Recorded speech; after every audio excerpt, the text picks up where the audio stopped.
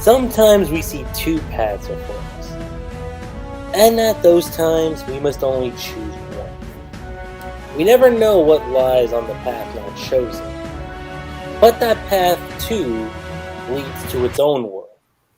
And perhaps there exists a you who is completely unlike the you that you are now. Kind of fitting for the topic of this Naruto anniversary podcast. And yes, I know, going on the philosophical approach, but then again, that seems to be my shtick from here on out, from time to time. In case anybody hasn't known, your boy's still feeling kind of sick from like the past few weeks. So if my voice kind of goes out, or if I pause from time to time, it's because of that.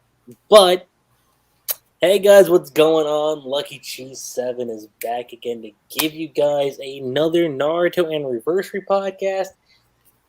And this one is a topic I've been flirting with for a very long time. And I do mean a very, very long time. And it's going to be a little bit different too. But as you all know, with every anniversary podcast, it's not just me and me talking to, my spirits, or spirits of sorts. But I brought the crew with me. Most of them. Few of them are, busy. Short case in point. But to give a few shout-outs,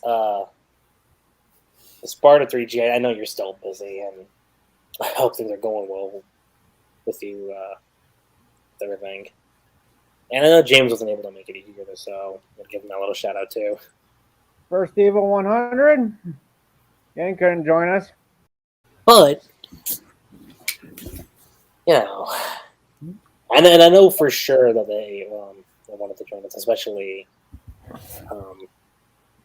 James wanted to join the most. But there is something he messaged me that I will address here later on. And, of course, I'll just go and let y'all guys do your introductions yourselves. Vanitas, since you started, you could start the introductions. All right. Well, I'm VanitasDS. I'm glad to be back again for another Naruto anniversary podcast. Pretty much all I have to say right now. What's up? I'm NaruSaku Fan in Kentucky. You know me from my Kingdom Hearts podcast. And I hope to write another one. Alright, fair enough then. Hello everyone, BlueStarSaber here, once again for another Naruto podcast from LuckyRave. Yes, and he is also a thief of wandering souls, known as the Cursed Child. So, there's that. Aha! Oh god. Oh well. And with that out of the way, hello everyone, this is the second co-hostess with the second co-mostess of all the co-hostess of the co-mostess. It is LKNMJH, also known as Steve. Once again, back for another Naruto anniversary podcast. And hopefully... what the heck just happened? I think you just cut out right. That, the last 2 seconds, because you kind of cut off. Oh. Well, hopefully my black cat who's sitting at my feet here doesn't interrupt anything, but I will be keeping my mic on mute for the most part. Okay. So, given that it's another anniversary podcast, a lot of y'all might probably be wondering, if I read the title, you already probably know what the podcast topic is going to be. And that is going to be simply roles reversed. And it's funny because this whole conversation, this topic I should say, goes all the way back to something Naruto said in the 5 Kage Summit. Yes, I know. I've often made my rants and complaints about the 5 Kage Summit, and I still do, because There's a lot of them, let's be honest. that arc gives me nightmare feel, especially for Naruto's character. But he did say something in that arc that did grab my attention.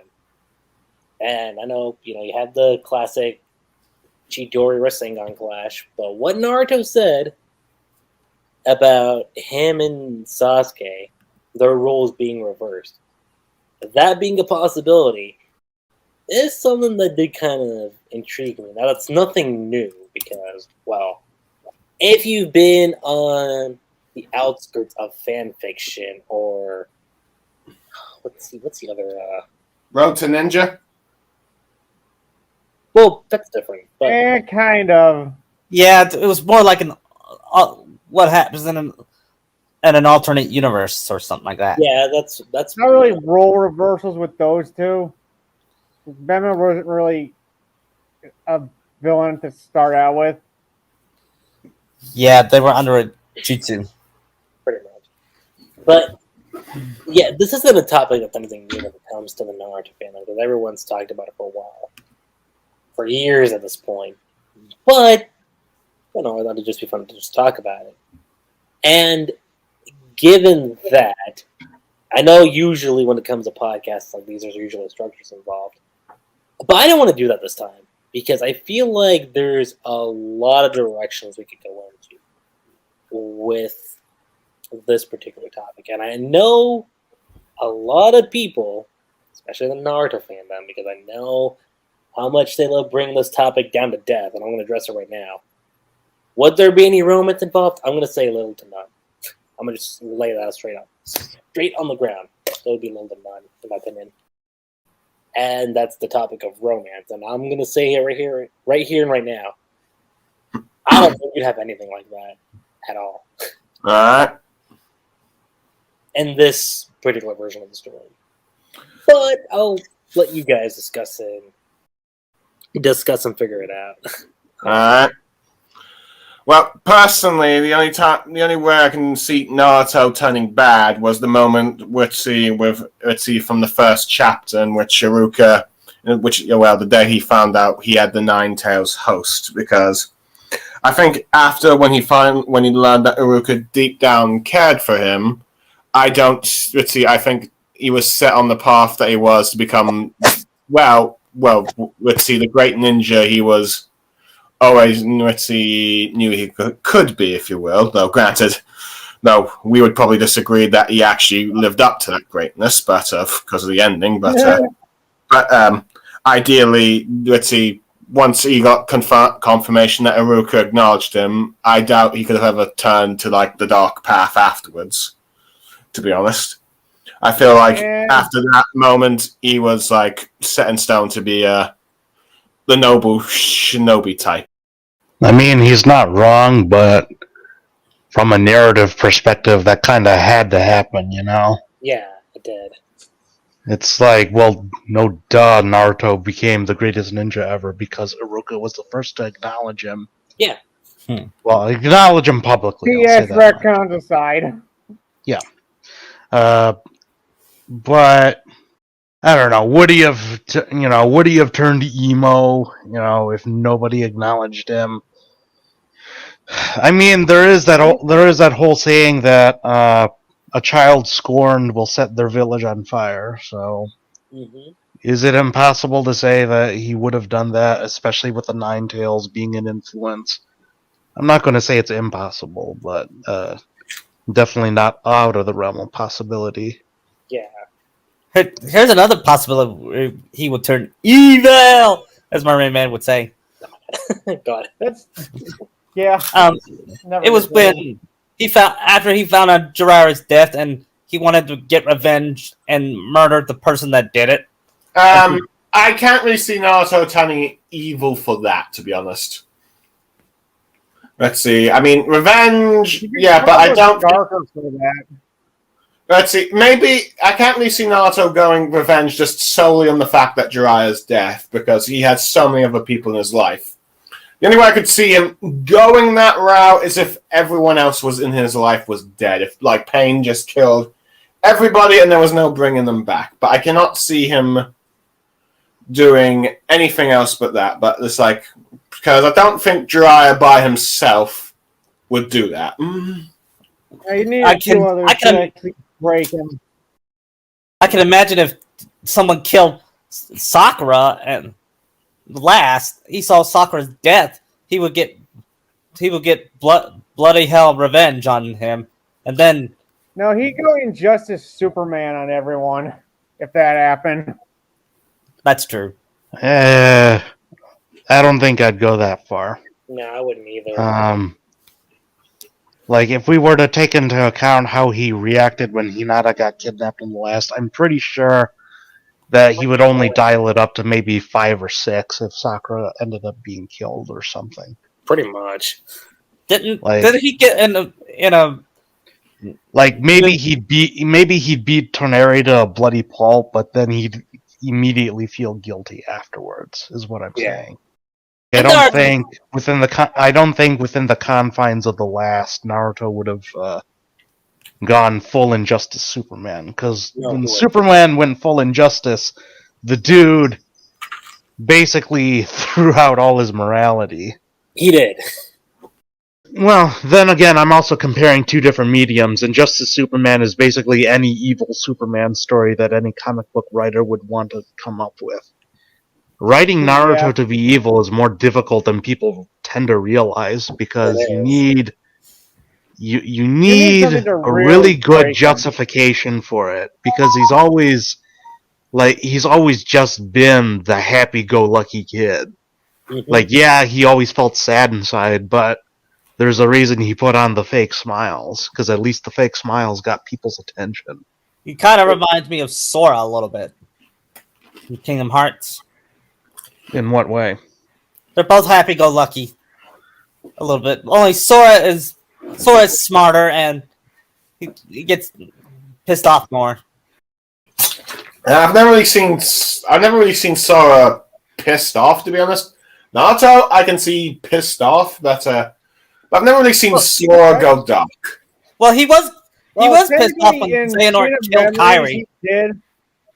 He did. Yeah, that did And happen. I remember that. Plus, Chain of Memories, he did kind of like get really mad at Marluxia in the PS2 remake. He did. Oh my god. Yeah.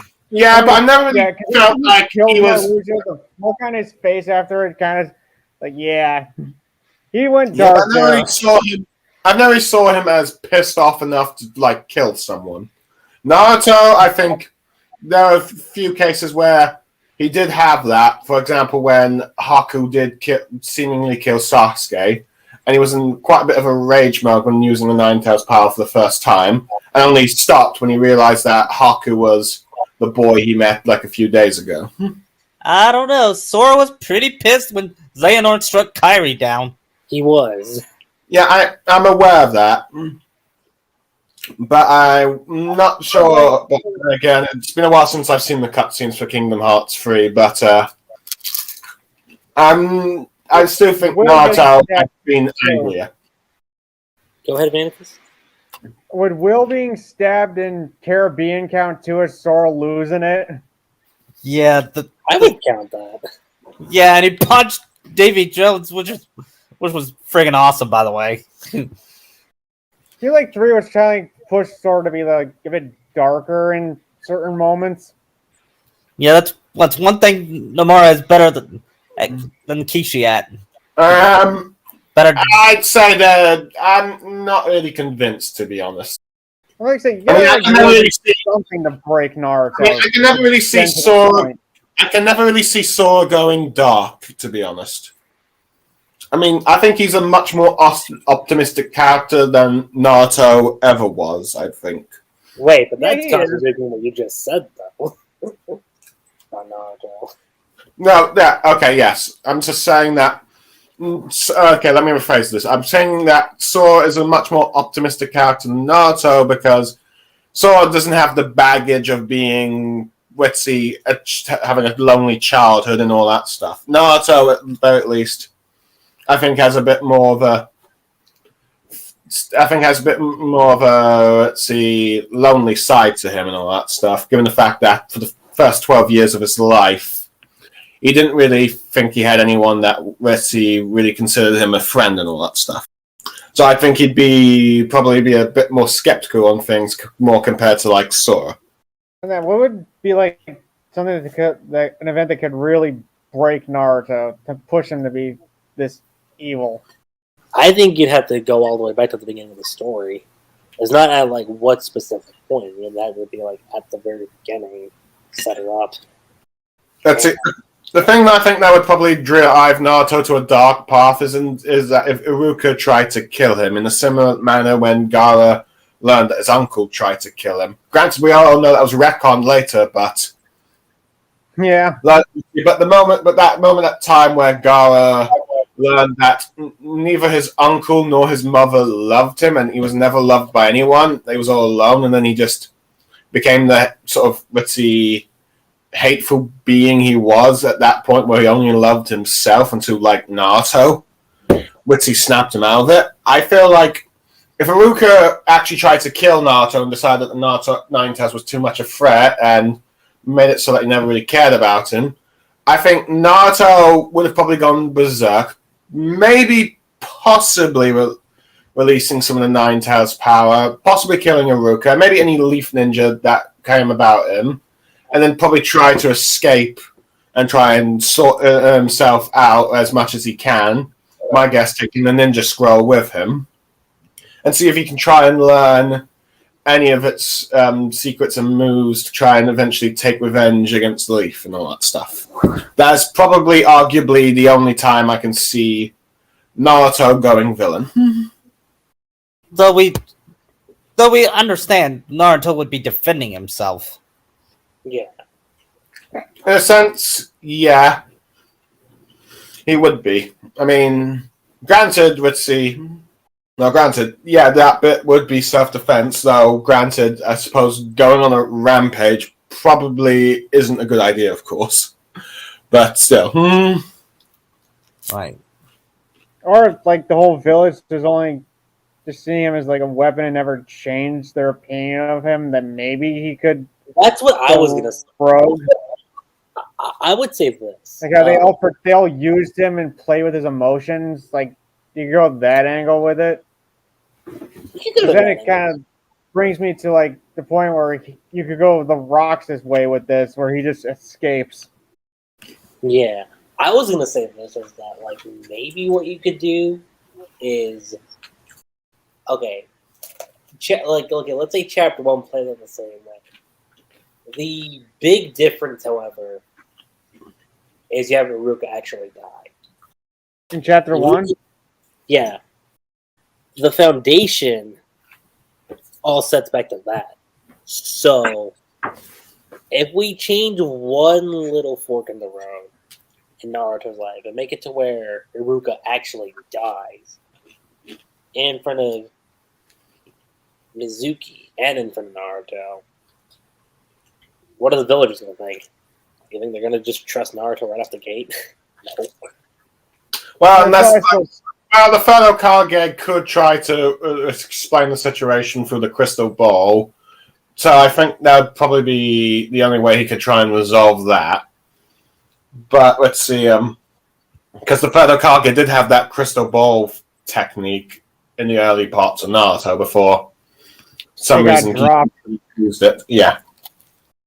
No, you could go that angle too, but here's the thing. What the third Hokage thinks and what the villagers think that's a different basis altogether. Plus, you got to factor the council into that too, since they're probably going to be against Naruto as well. Yeah. Mm-hmm. That's the other thing. Now, to be honest, I feel more like Naruto would go more dark if Iruka tried to kill him rather than Iruka dying, but that's just me, really, because I think on one hand, I could see maybe Naruto being miserable, but I can't see him going completely going completely berserk with just Iruka's death. Unless like Iruka personally turned against him. I mean, maybe it might have worked, but we don't like. The first chapter gives us no indication how long he's known Iruka. Yeah. Let's say conservatively he's known him for at least a year. At the very least, yeah. Would a year really be enough time to, have that much rage over someone's death? Yeah, because if it's a year, really know if they had the bond they'd have at that point. That's the thing. Yeah.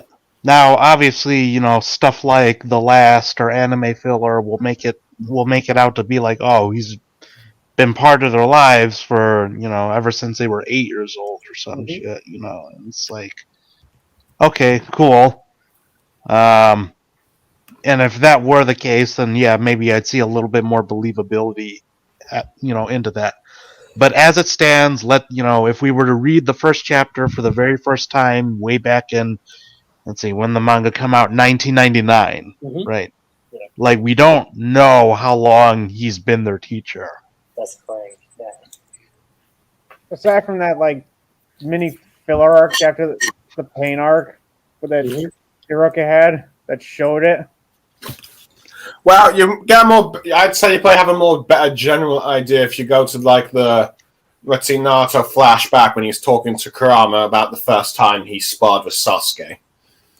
That would probably be at least give you a hint of how long Iruka has known Naruto, as that was clearly some point after the Uchiha clan massacre.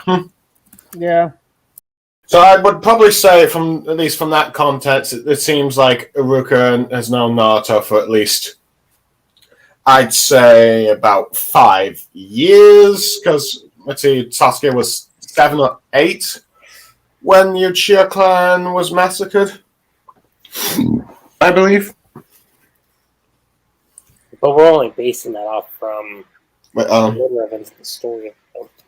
But at the moment, but let's see, for the first chapter, we don't quite know how close Naruto and Iruka are.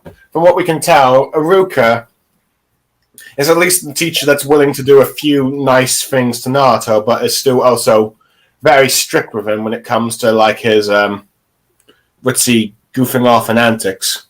I mean, I've sometimes imagined if Naruto went into a what-if world and he kind of met a Naruto with that sort of scenario and all that stuff. Yeah, like the Dark Mirror one. Yeah, and all that stuff. And let's call it the Justice Lord's version. Well, to be honest, the only other person I can see being evil with Naruto, is probably Gaara. Because, he already started out like that. Yeah. And maybe Nagato? Nagato would be a part of the Akatsuki and try to capture the Jinchuriki, so I'd feel like those two Naruto and Nagato would clash. And the only thing I could probably say, like, regards to the rest of the Akatsuki, it really depends. If Naruto, say, possibly killed, like, the leadership of the Akatsuki and then took it over, perhaps they would have a new direction and follow him, but that might be a bit of a stretch. At the moment, I'd say they would probably currently be more of his enemies, but just like he's got like 2 sets of enemies. This terrorist organization that's after him, another Jinchuriki, and the Leaf Village would probably consider him now a rogue ninja or a threat at least. That has a monster that could destroy their village.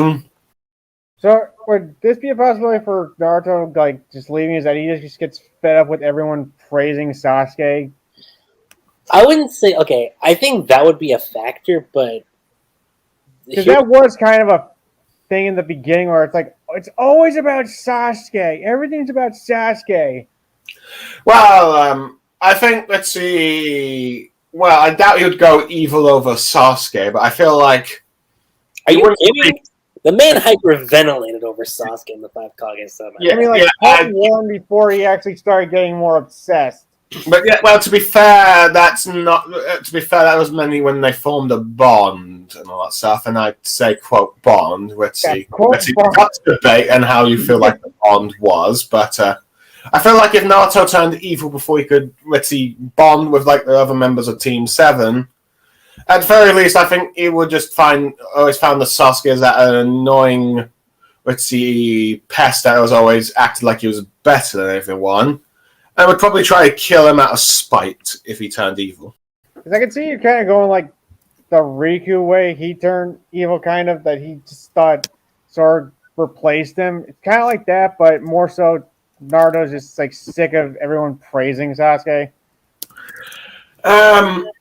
I think it's a bit of a stretch. I feel like most of these are kind of like really big stretches. A lot of these shonen characters, it's kind of hard to see them going evil. Though I've read my share of fanfic where Naruto has become evil. Well, this is what I would do. So you could still have it to where Iruka does have an impact on Naruto per se, and he still tries to live up to what Iruka taught him. But here's the thing: with Iruka not in the picture, and almost all the citizens not really, viewing him as a person,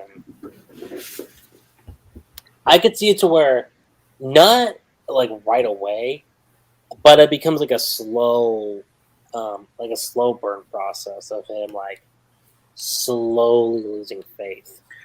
Well, that would very depend on whether or not Naruto is able to bond with the likes of, say, Konohamaru and the rest of Team 7. I think if he's able to bond with them, he'll be able to, stay on the right path. If not, then yeah, you could. But like I said, That's where this what if scenario is coming into play.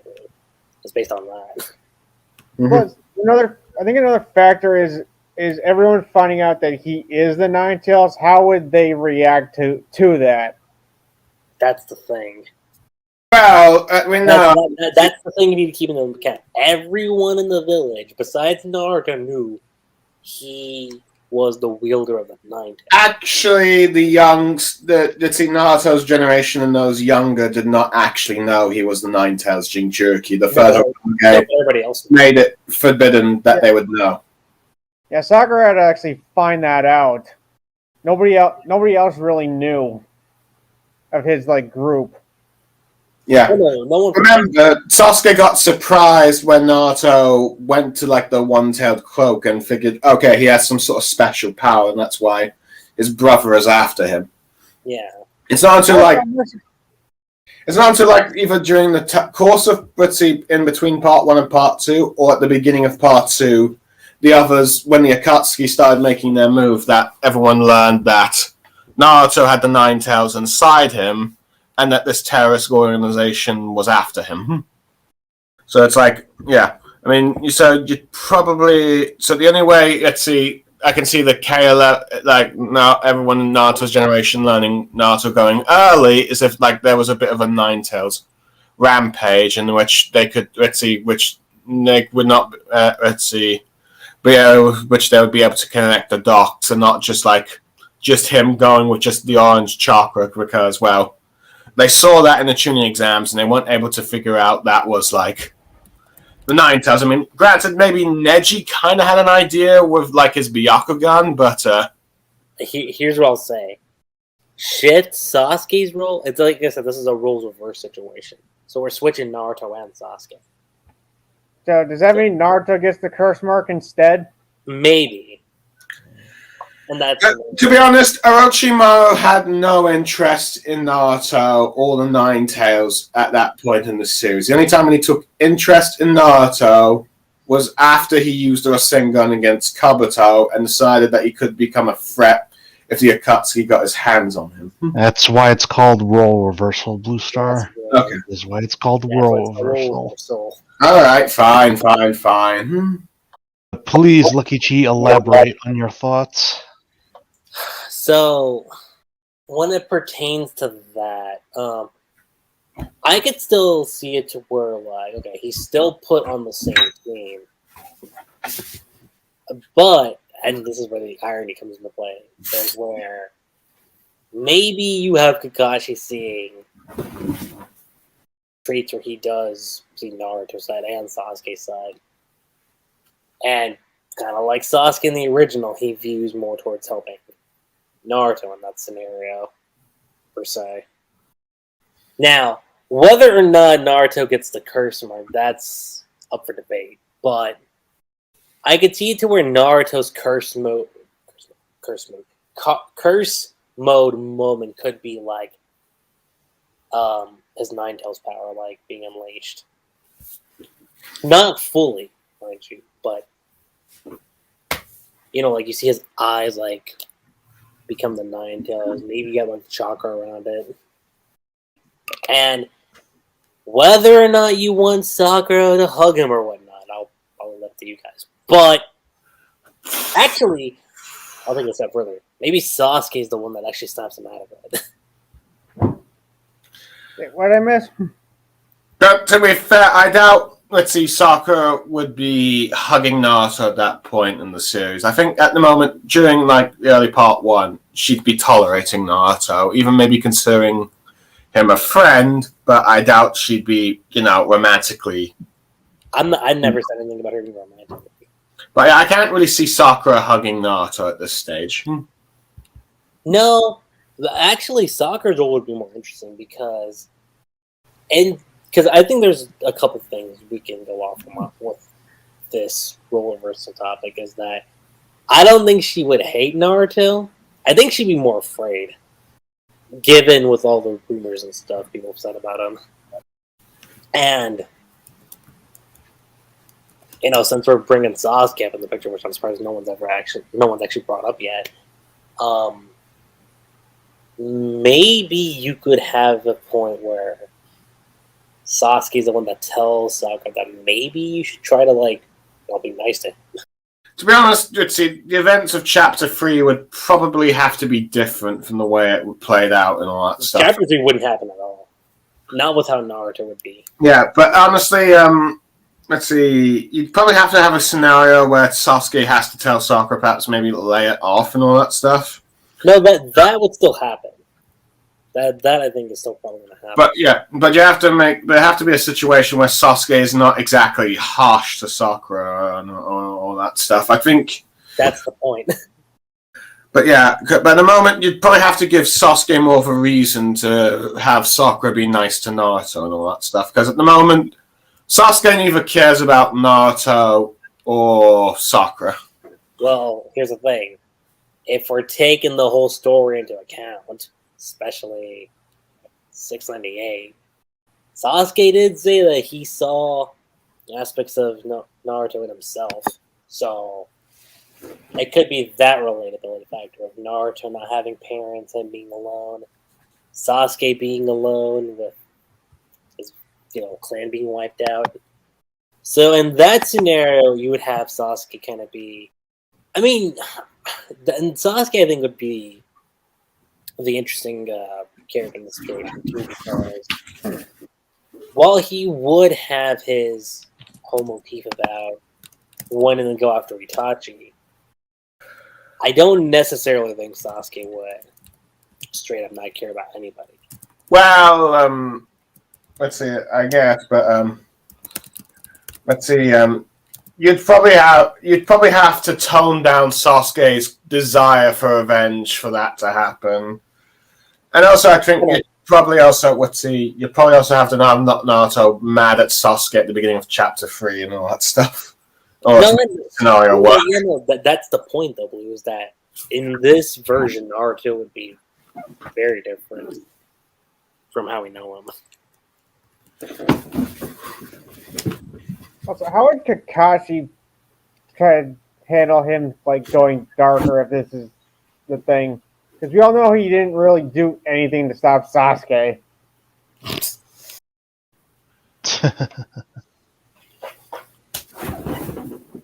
Did you think how different would he actually do an approach to Naruto? Good question. Well, let's think.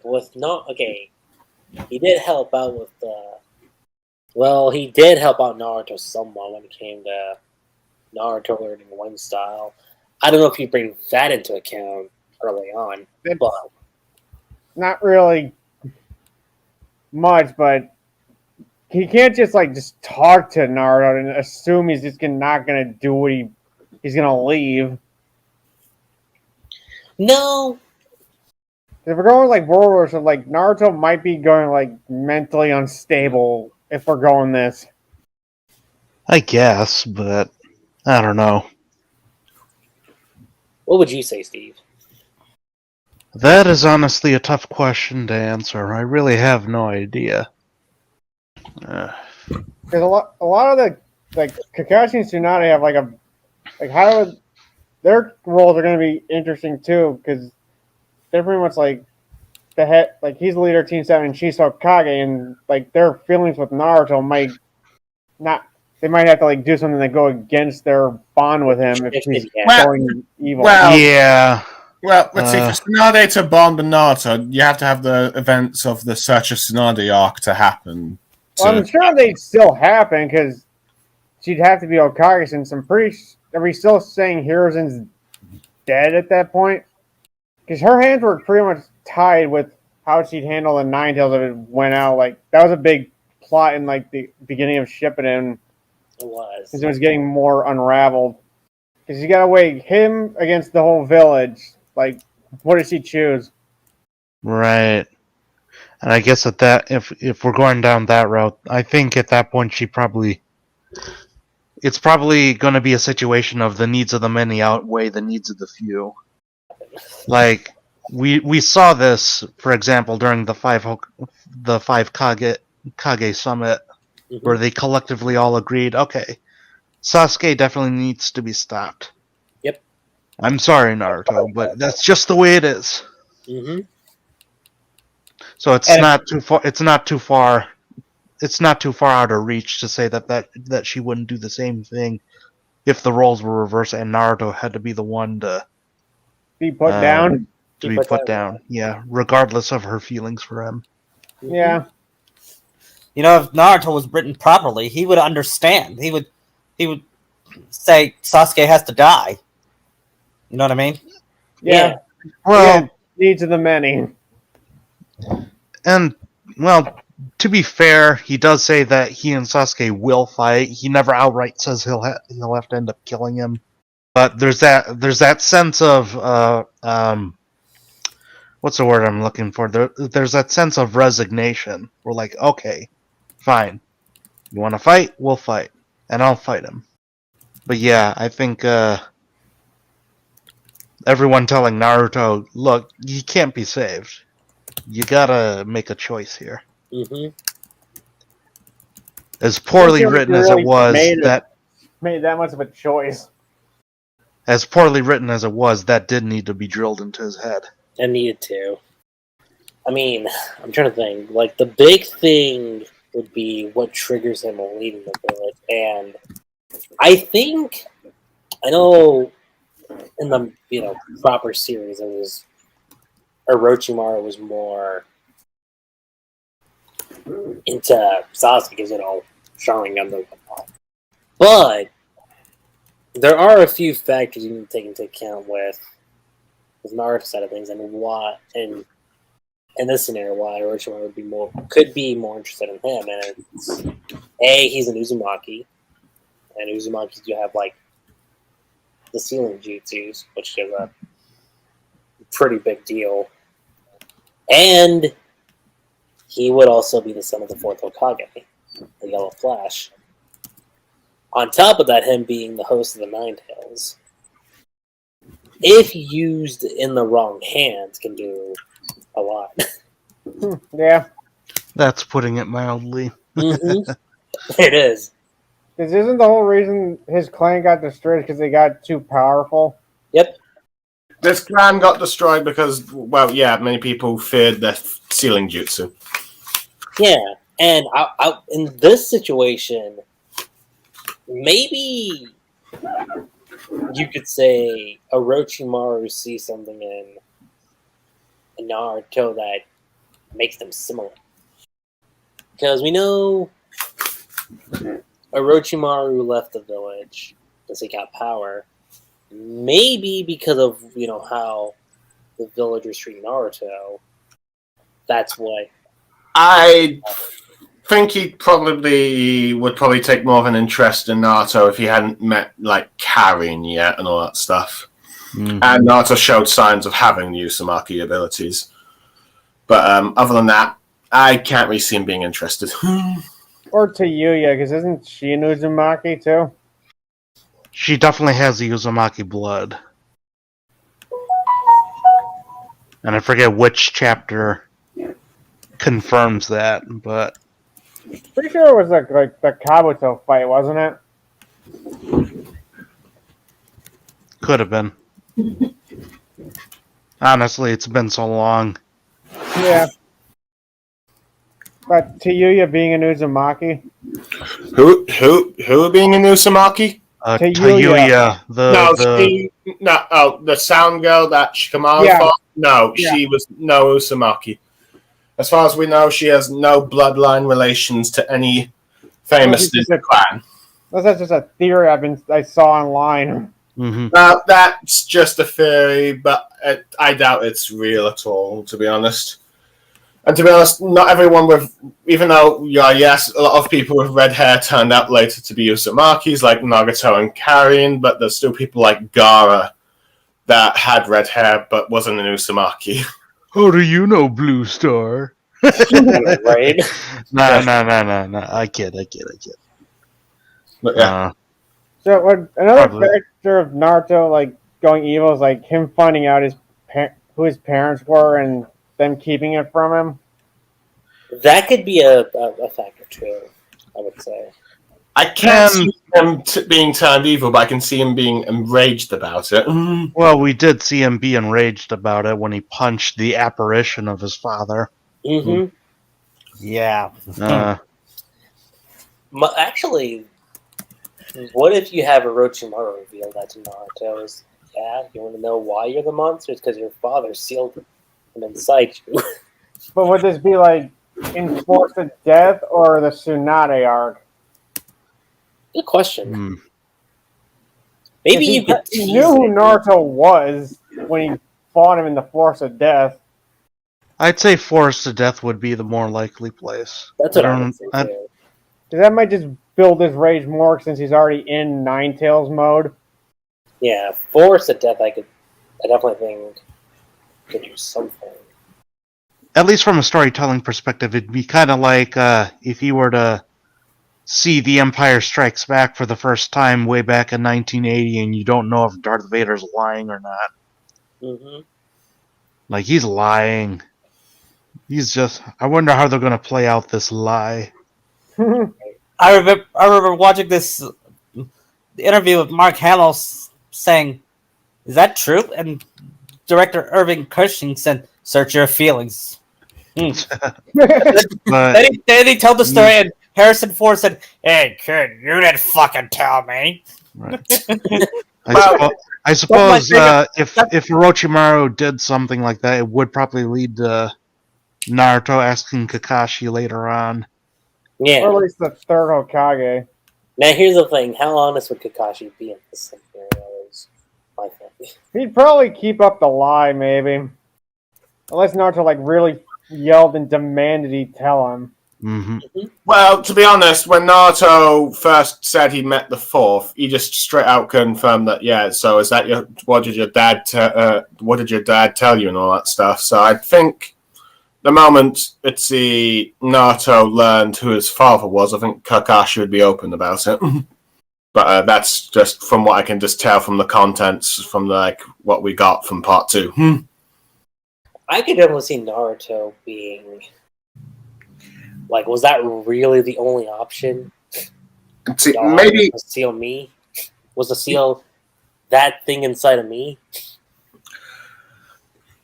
let's see, moody or resentful, perhaps, but I can't see him turning evil for it. But yeah. No. He's pretty like untrustworthy. That could be what starts the it. people in I the could say village, that. maybe. I wouldn't say it straight up turns him evil, but it's like the road that gets him. It might like start the snowball that makes the avalanche to when he actually would snap. Yeah. There's got to be like built up his. We're going this way. He's got to have it like build up gradually. Mm-hmm. Be like slowly manipulated, maybe. Also factoring Donzo into this, he probably might play a part. Well, Donzo would play a heavy part if. Well, perhaps if Donzo decides to outright say that, just outright try to have either Naruto killed or restrained to be used as a weapon, because, well, if you take the Itachi novels into account, apparently he is the one that revealed to the village that he was the one that had the Nine Tails sealed inside him. At least that's what I've heard, at least. I'm not sure that's true. I haven't really read the novels. And I'd question their canicity and all that stuff. Yeah. If going back to Naruto being evil, would our podcast last year about Journey versus Destination, would he go on this so-called journey that Sasuke is going on? I think it would play out differently, like much differently. Well, one, Naruto wouldn't really be going after Itachi.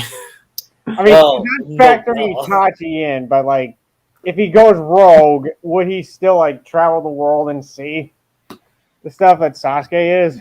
I think I could see Naruto doing this.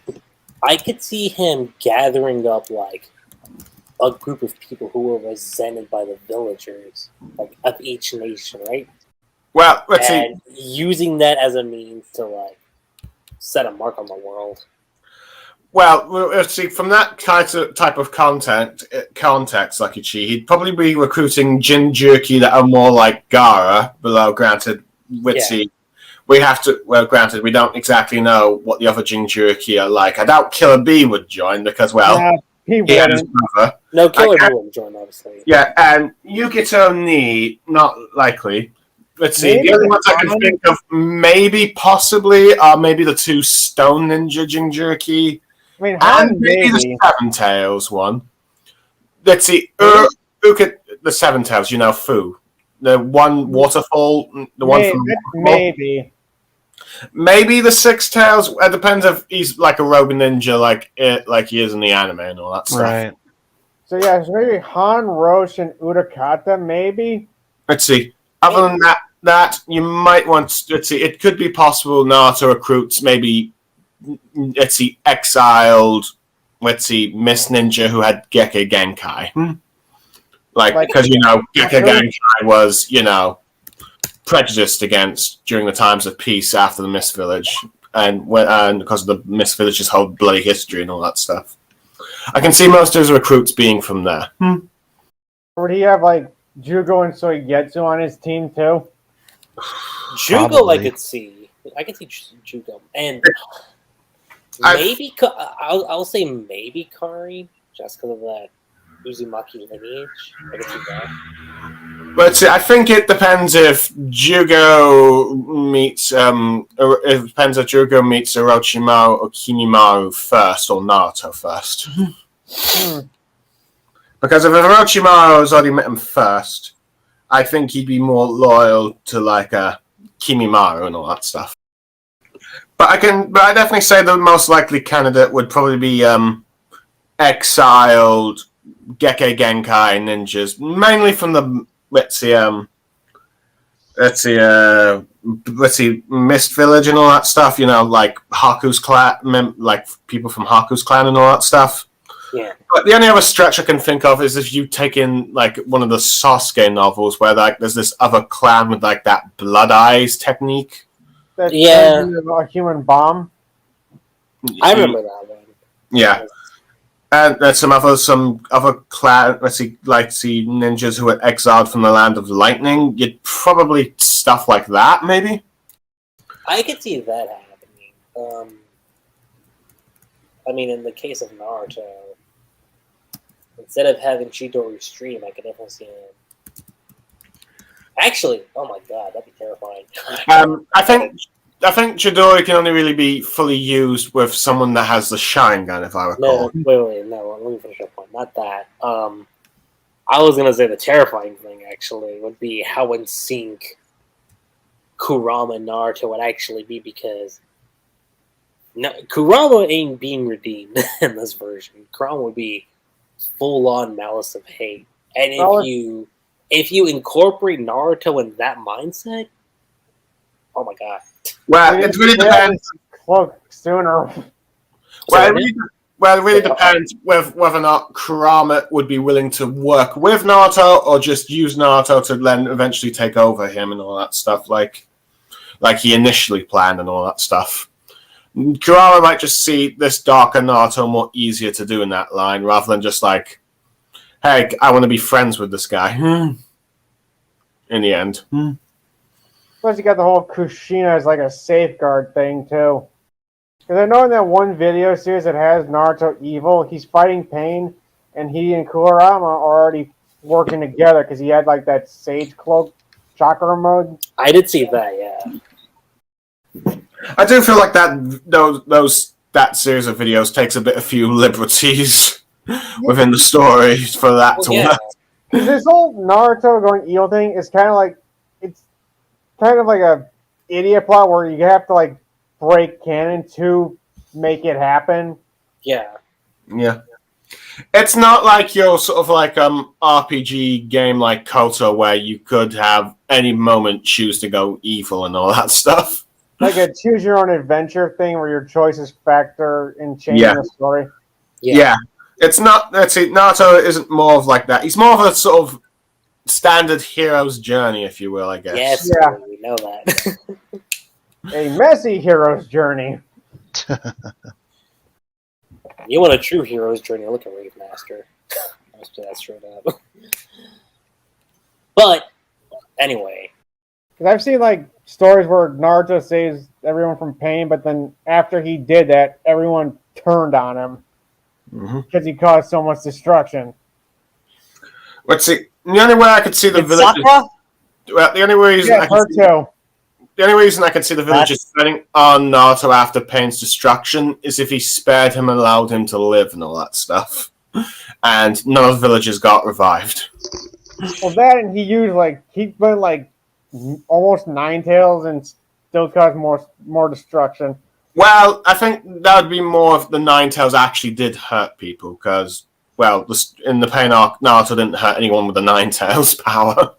So I think, let's see, he was able to get more away with that time and all that stuff.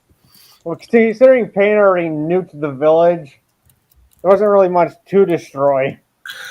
Yeah, well, not really destroy, but if he actually hurt someone. If he actually went in someone's path that was familiar and then, attacked them, kind of thing. That's why. Kind of like with the Hulk, if he actually did hurt somebody, Bruce Banner wouldn't really forgive himself. Mm-hmm. Okay, that's an interesting comment you've said there in the private chat, NaruSaku Fan in Kentucky, about how that sounds like the modern superhero movies where they blame the heroes, like The Dark Knight. Kind of, but Batman just already took the fall for that to save Harvey. Pretty much. I really don't see it applying here. By the way, Lucky Chi, I've just remembered one protagonist that could potentially have gone dark, and that was like the one in Eden Zero, but that might be spoilers for these lot. Let's not mention that. Wait, Shiki? Or discount Natsu? Since he's basically Natsu. Let's see. I don't know how far you are into Eden Zero, but let's see. You'll probably find a little bit of something interesting. Let's see, 200 chapters in, I'll say. Okay. Well, but it makes for an interesting story. I will say that. But wouldn't Natsu count as somebody going dark since the whole E&D thing at the end? No. See, that's the thing that's interesting about Fairy Tail, and I know we're going off topic here somewhat, but it is sort of relevant in that whereas with Naruto and Sasuke, I actually talked about this with James last year, but it's the opposite where instead of Naruto trying to get through to Sasuke, you had Gray trying to get through to Natsu, and I was like, that's an interesting contrast because Natsu, by all accounts, is the protagonist. Well, isn't Gray the deuteragonist? Technically, yeah. Technically, I think Gray was just trying to kill Natsu then. Well, yeah, he was trying to kill not at first, Blue, not at first. Which was Natsu. No, Blue, not at first. He wasn't trying to kill Natsu at first. He was trying to. If you remember, which I'm pretty sure you don't, when he saw Natsu, he was trying to get through to him at first. He was trying to communicate. Really? I can't recall that bit. I felt like he feels like it. I thought he was saying like more like it doesn't look like you're in there anymore, Natsu, and then just no. That's what I mean. Before they fought, he was actually trying to get through. I don't know. I have to reread that. I don't recall that bit, but I'm pretty sure that one guy from Alvarez told Gray Natsu was END. No, he did. No, Envil did tell Gray that Natsu was enemy.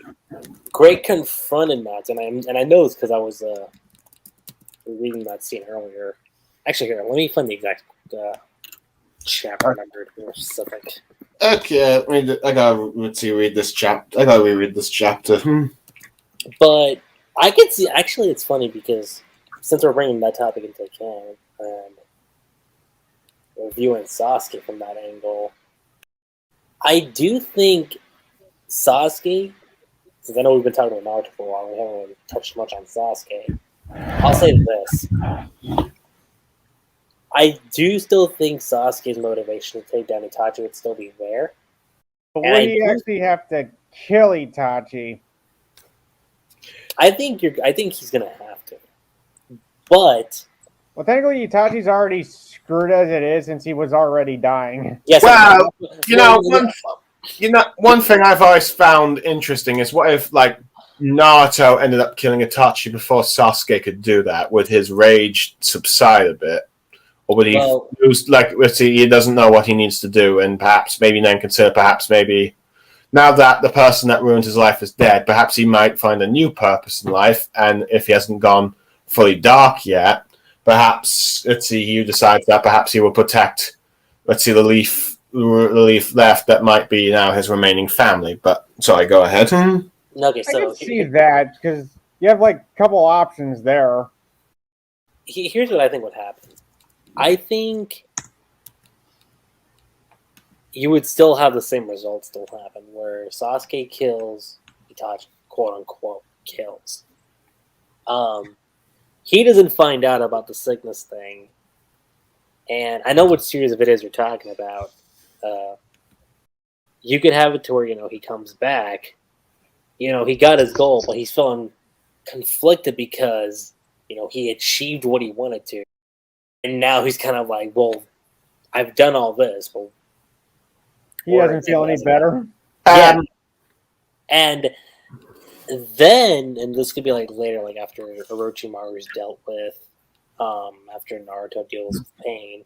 But I do think pain will still come after Naruto, albeit in a different scenario. But essentially, Naruto would tell Sasuke the truth. Kind of like how Toby told Naruto the truth about what happened. And, it kind of blows Sasuke. I'm like, wait, what are you talking about? Stop joking about all this. And he's like, no, I'm being serious. That's what really happened. The whole village is screwing with you. Well, to be fair, the whole village, except for the elders, they're just using you like they used me. That's I did see that in the part 4 of that evil series on Naruto. No, he didn't say it like that, but That's it. But to be honest, I don't really think. To be honest, I doubt Toby would really want to work with this evil Naruto because remember, he wants to capture Naruto. They can still use him to make him believe he's an enemy ally, then betray him. I can see that being a scenario too. I can't really see Toby ever wanting to ally with Naruto. To be honest, considering that Naruto and Toby were well, one another. Now let's see. Well, they are similar. Obito has made the comparisons. Obito doesn't really want to have Naruto really join him. He just wants to break Naruto so that you're able to then capture him and then, take the Nine Tails out of him. You said, are we factoring in that Naruto doesn't know Obito is Toby, or he does? Doesn't. Well, even if he doesn't know him, I still think he still wouldn't really trust, the man who's in charge of the organization that's hunting down ninjas like him. If Naruto's that far gone, he might not even care. Yeah, that's true.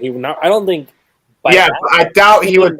I doubt he would want to work with them, to be honest, because it's they're still a threat to him as well, as much as the Leaf Village is. Unless Naruto actually overthrows Obito and remakes the Akashi. That's the point I was going to say, is that who's to say Naruto wouldn't be using them either? To be honest, I just don't really see them making an alliance. The way like Sasuke did with Taka. I mean, the way Taka did with Akatsuki. Because I feel maybe because I feel Sasuke would have just betrayed Obito already there. Yeah. Yeah. I mean, the thing I want to figure out is what the summon stuff that happened. How would that happen if I think evil Naruto? I'll say this: I think you would still have the 5 Kage assemble because, well, Naruto's a problem. Kind of like I would say like Sasuke, but on a much different scale, for obvious reasons. Mm-hmm. I think Naruto would probably just murder everyone there. Yeah, right. He would. Just go all out OP. Yeah, he sees a bunch of children, and the children say, "Master Naruto, what do we do?" Oh my god. Okay, we're going full Anakin now. Yeah. Because I feel like he probably has some kind of talk with Gaara at the summit, but and probably fight him. Because maybe Onoki might just like wind up wanting him dead. Yeah. Again, how OP are we making Naruto in this scenario? To be honest, I don't really see Naruto slaughtering the Kage unless he has like, unless he's like at least you could make it first or second stage Ninetales chakra mode. Mm-hmm. I would say this. He's holding back the Biju mode, like the full-on Biju mode until the war happens. He could do that. Like he's just messing with them the whole time? Mm-hmm. I could see that, like Vader and Empire. Yeah, like I would do it to where like you're like slowly unveiling the curtains on like how strong Naruto is. How strong Naruto is. Sasuke's like, okay, Naruto's this strong. I gotta get this strong.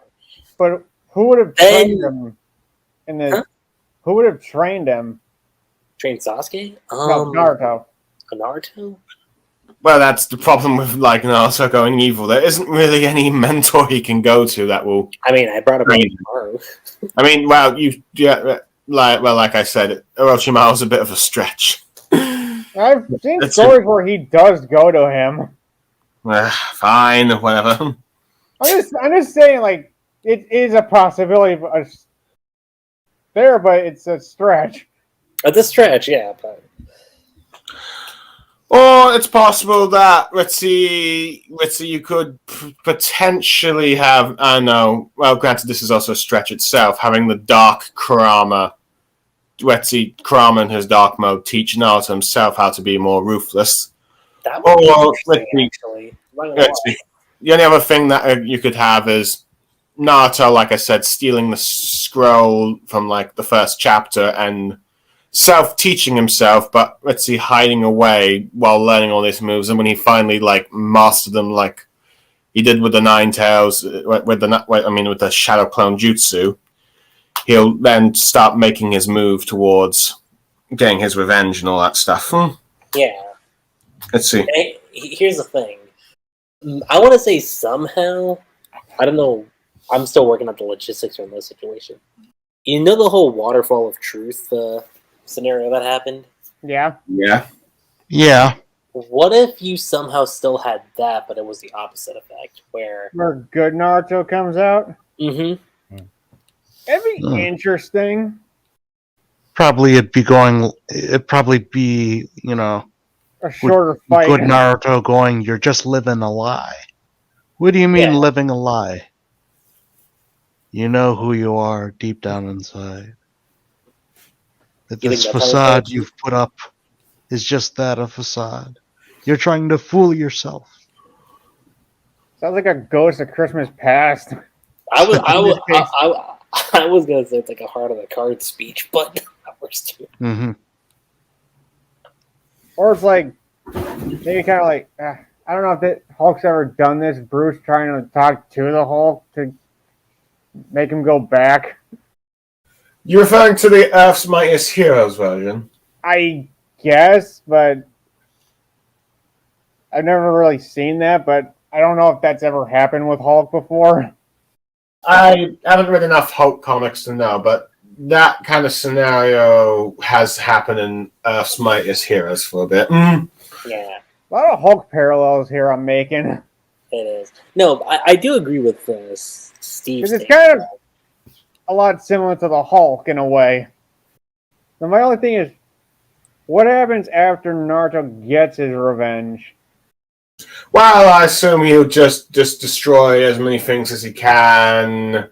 Throughout the as he can and all that stuff. I don't think he'll just stop there. Just like, I'll destroy the entire world and all that stuff. Well, Or he'll enslave everyone. here's the thing. In this scenario, do we even view Naruto as the protagonist by that point? Well, no, it'd be either an antagonist, or at least this would be like a parallel world where an evil Naruto eventually encounter where like the good Naruto ends up being there and has to defeat the evil Naruto to save this world. Which would We're really not going to have Sasuke do anything. yeah, So, no. It's funny That's 'cause, Well, you either have I mean, okay. let me hold on. Let me rephrase it. Either have a good Naruto from another world stop him, or somehow make Sasuke the protagonist. Because that's the only two ways you're going to beat an evil Naruto. I mean, I'll say this. You could have it to where part one, like, you follow Naruto, and then once Naruto leaves, times can be focused on Sasuke. And then it becomes that story. Well, it could be argued that we did focus on Sasuke time skip-wise. Did we? because this, I'm making it. It was a joke. It was a joke. It was a joke.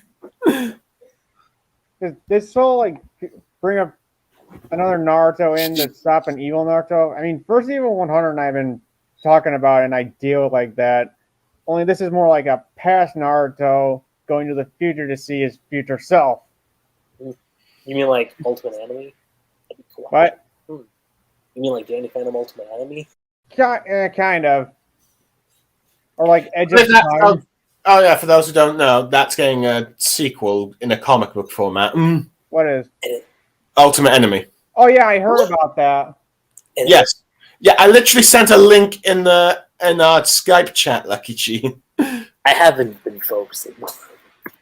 Or if you want to go like Edge of Time with Spider-Man.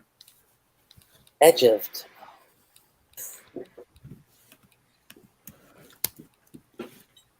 That's where Peter and Miguel have to work together to save the future, and Peter in the future is the evil CEO of Alchemex. Mm-hmm. Yeah, of course, seeing that. At least the cutscenes for that. Well, oh yeah, one thing to note that if Sasuke was good, the English voice actor for Sasuke, who was also voiced as Spider-Man, would probably make Sasuke sound more like Peter Parker and maybe Ben 10. I actually would not mind that. I think you look more at the voice a Kingdom Hearts character. I can see that. I'll say this. I do think Sasuke would definitely be a lot more mellowed out. That's for sure. I mean, you could still... Now, I know some people are going to say, well, how do you make Sasuke good but not, make his mannerisms that different? And I can make it to where you could still have Sasuke be... still have that calm, cool, collected presence that he's always had. Well, I think... But what I would do is have him be more open-minded. Well, I think the two things that need to mostly happen with Sasuke, not to turn sort of evil, if you will, is make him feel like he's going through a decent amount of progress and not really slowing behind, and not have him being envious of Naruto. Yeah, tone his ego down a lot. Yeah. No, that's the big difference, is that you would have to tone his ego down. That's one. Actually show them as friends, for one thing. Maybe? Because here's the thing. Because since Naruto in this situation wouldn't be trying to go, okay, let me one-up Sasuke, Naruto would be focused on his own. And you could have it to where Sasuke's focusing on his own thing, too. But it's like I said, maybe Sasuke sees something in Naruto where he, relates to that. And I think it's... and tries to do something. I say try. And I think he's successful at it, but he tries. I think you need to have Sasuke be perhaps younger, be a bit more sympathetic towards Naruto and all that stuff. and not be a bit ritzy, and have him pay more attention to what's been going on with Naruto's loneliness and all that stuff in order for that to work. Yeah, no, and I think you'd have to establish that in part 1. Definitely. I mean, not more as they could have, because it really seemed like they didn't really touch upon that or just implied it. Well, this is probably the biggest problem with the going from the land of waves to the tuning exams, is that you didn't have enough bonding time for Team 7 to be as deep as it's been portrayed in like part 2. Yeah, no, and actually that's another thing you could do. You could showcase that maybe Naruto does somewhat see the other side of like, well, all the villagers hate me. These guys might not be that bad. Like, you could showcase that after the Land of Waves, that not entirely that Naruto starts opening up, but you see like these little subtle moments of like him making comments and saying things. I'm gonna say somewhat. I feel like the gap. There's not really that much of a gap between Land of Waves and tuning exams to get to know these characters more. It feels like it's more rushed into. I see that NaruSaku Fan in Kentucky is saying a few bits about Sakura in the private chat. Perhaps you'd like to say them out loud so the viewers will be able to hear them in the podcast when this is released a bit later. Yeah, I said I would not have Sakura be a Sasuke fangirl at all. I would have her be wanting to be a strong ninja because she wants to prove herself. Here's what I would do, actually. Because that would be, and then have her fall in love with Naruto. That would be strong character development. See, I don't even think that would happen. I'll say this. I could definitely see Sakura getting over her crush on Sasuke. Like, you could still have it to where she likes Sasuke, and throughout part 1, you slowly see that change. Or at least have her care about like both her teammates. Yeah, and like I said, then sort of portraying Sasuke as the good guy here in this situation. Maybe you have him tell her that, like, instead of just focusing on me, look to Naruto and, think about his side of the things. Don't just stay one-tracked on just me. Yeah, didn't Kakashi even say that when they was during their test? Like, she just ignored Naruto? Yeah, no, he did.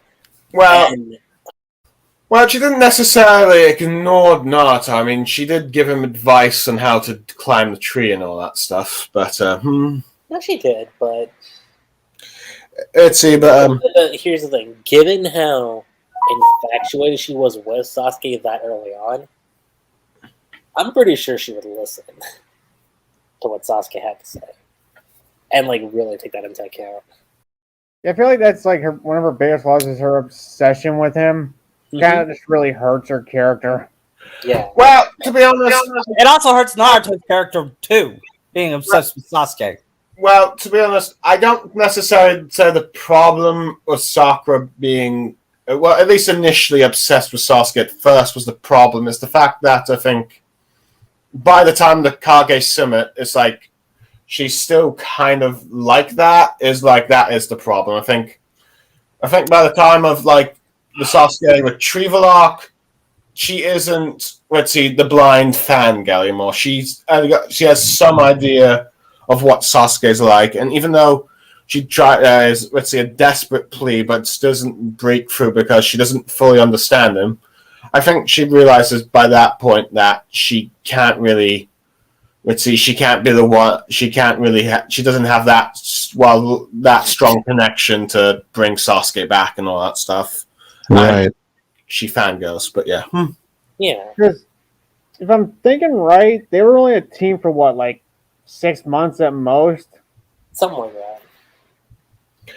that. Half a year, or at least. I don't know. It depends. I know that they're 12 at the beginning of part 1, and apparently they're 13 at the end of part 1. Pretty much.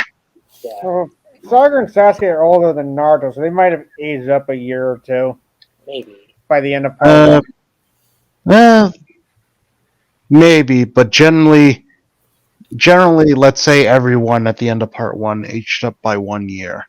Mm-hmm. So, They'd have to if I think she was 16. 13 at the end of part one. That's what I was going to say too. I mean, I'll say this: Naruto leaving the village, I think could definitely give Sakura a retrospective of like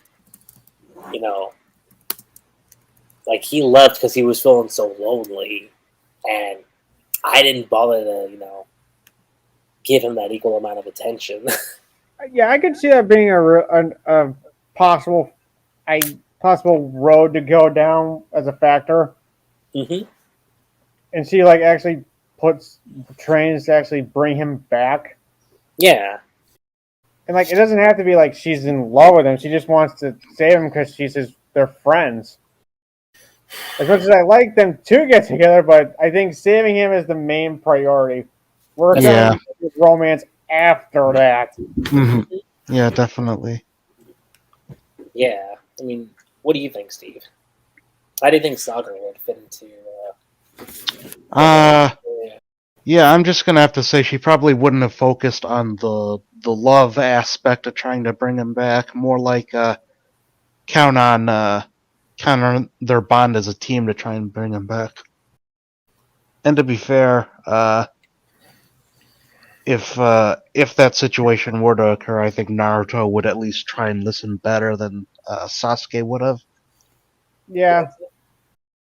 Because Sasuke, he's just like, well, this is a new beginning. This is where our paths diverge.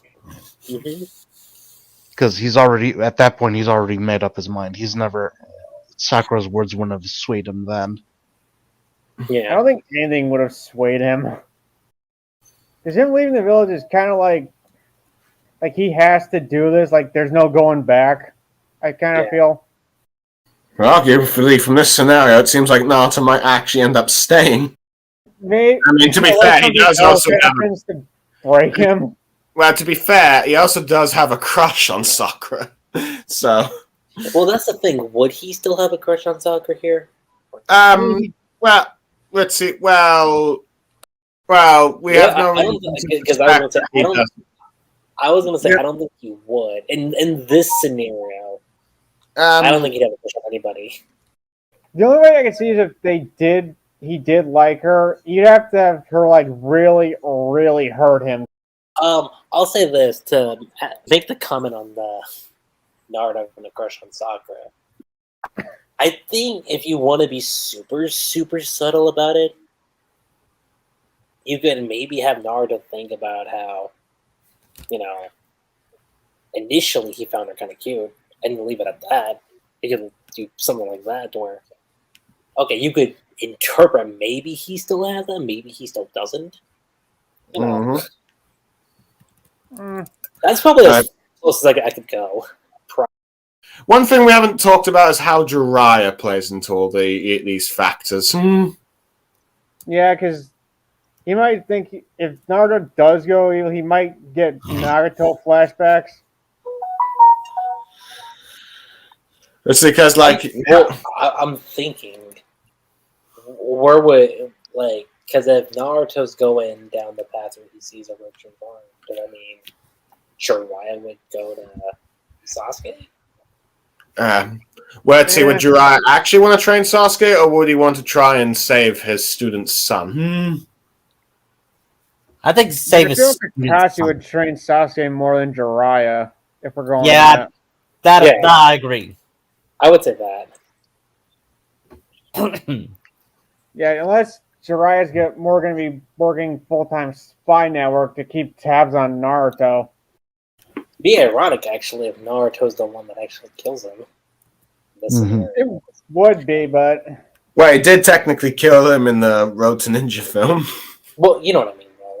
Actually, full on. Yeah. Not like we get a little snippet. We actually see Naruto deal the final, the finishing blow to Jiraiya. Now, whether or not Jiraiya sinks at the bottom of the ocean, that's left to your imagination. You mean throat destroyed, missing an arm? Yeah, right? But would Naruto still have Sage Jutsu By if he's that point, going rogue? Because I don't think the Toads would actually teach him that. No, definitely I mean, not.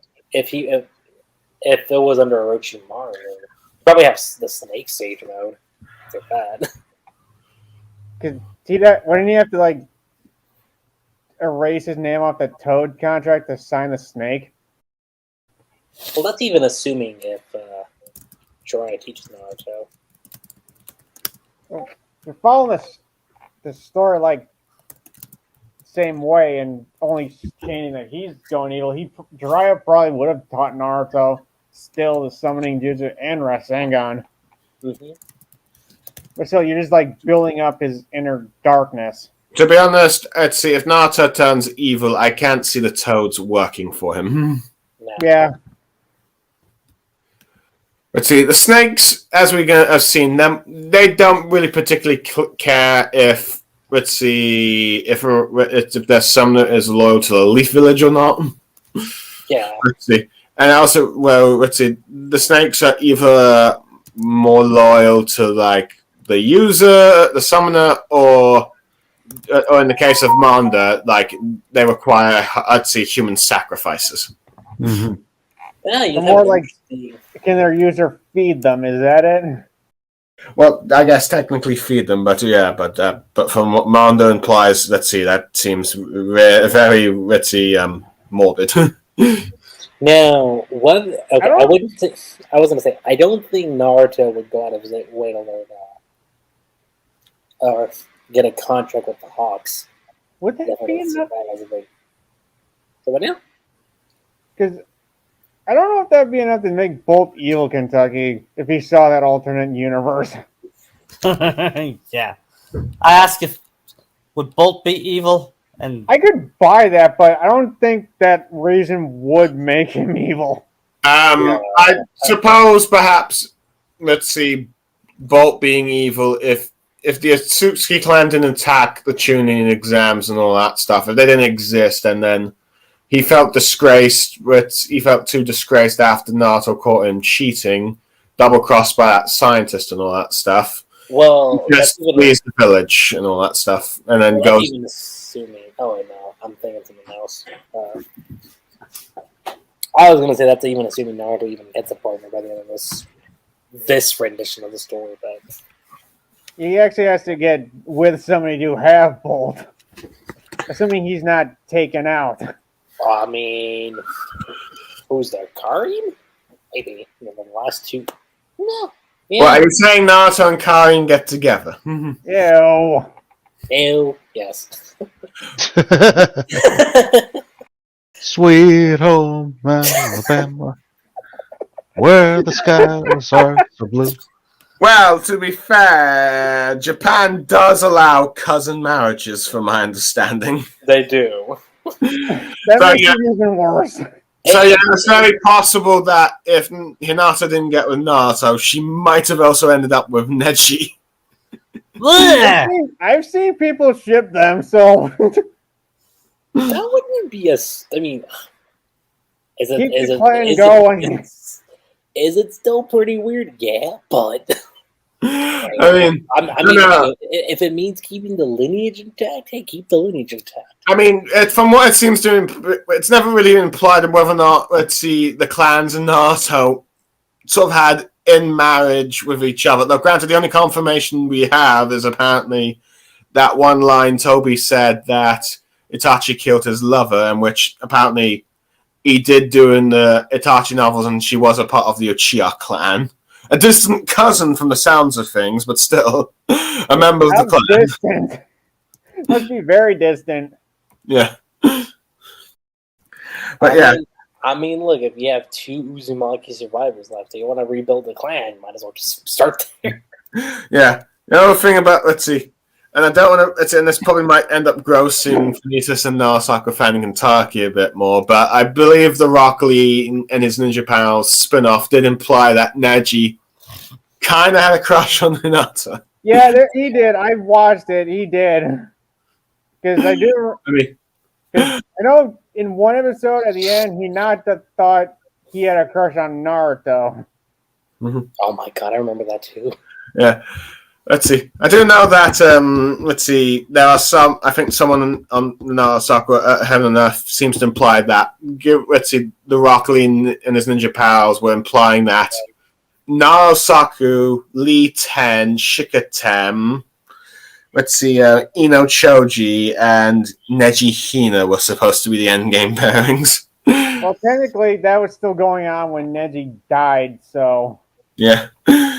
I think, if you ask me, I think that was more so. Okay, the other pairing is more so. NaruSaku was a different case, but the other pairings, I think it was just more so the anime team just having fun.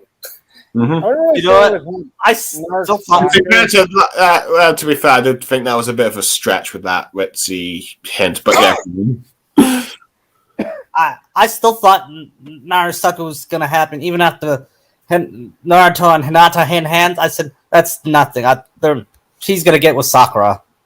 Mm-hmm. I thought the same thing too. Unfortunately, Studio Period had more influence and the editors than we realized.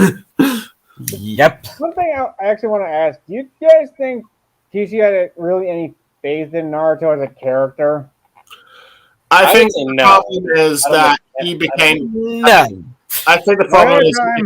I'd say the problem was that he became too sympathetic towards Sasuke towards the end. No, and I'll say this as He an wags over Sasuke. No. I'll say this as an author, if you find more relatability with one character, that's fine. I don't have any issues with that. My thing is, you title the series Naruto and you're focusing on the other character. So, if you wanted to say cut off part 1, call that story Naruto, call part 2 Sasuke, alright, fine, all the power to you, but.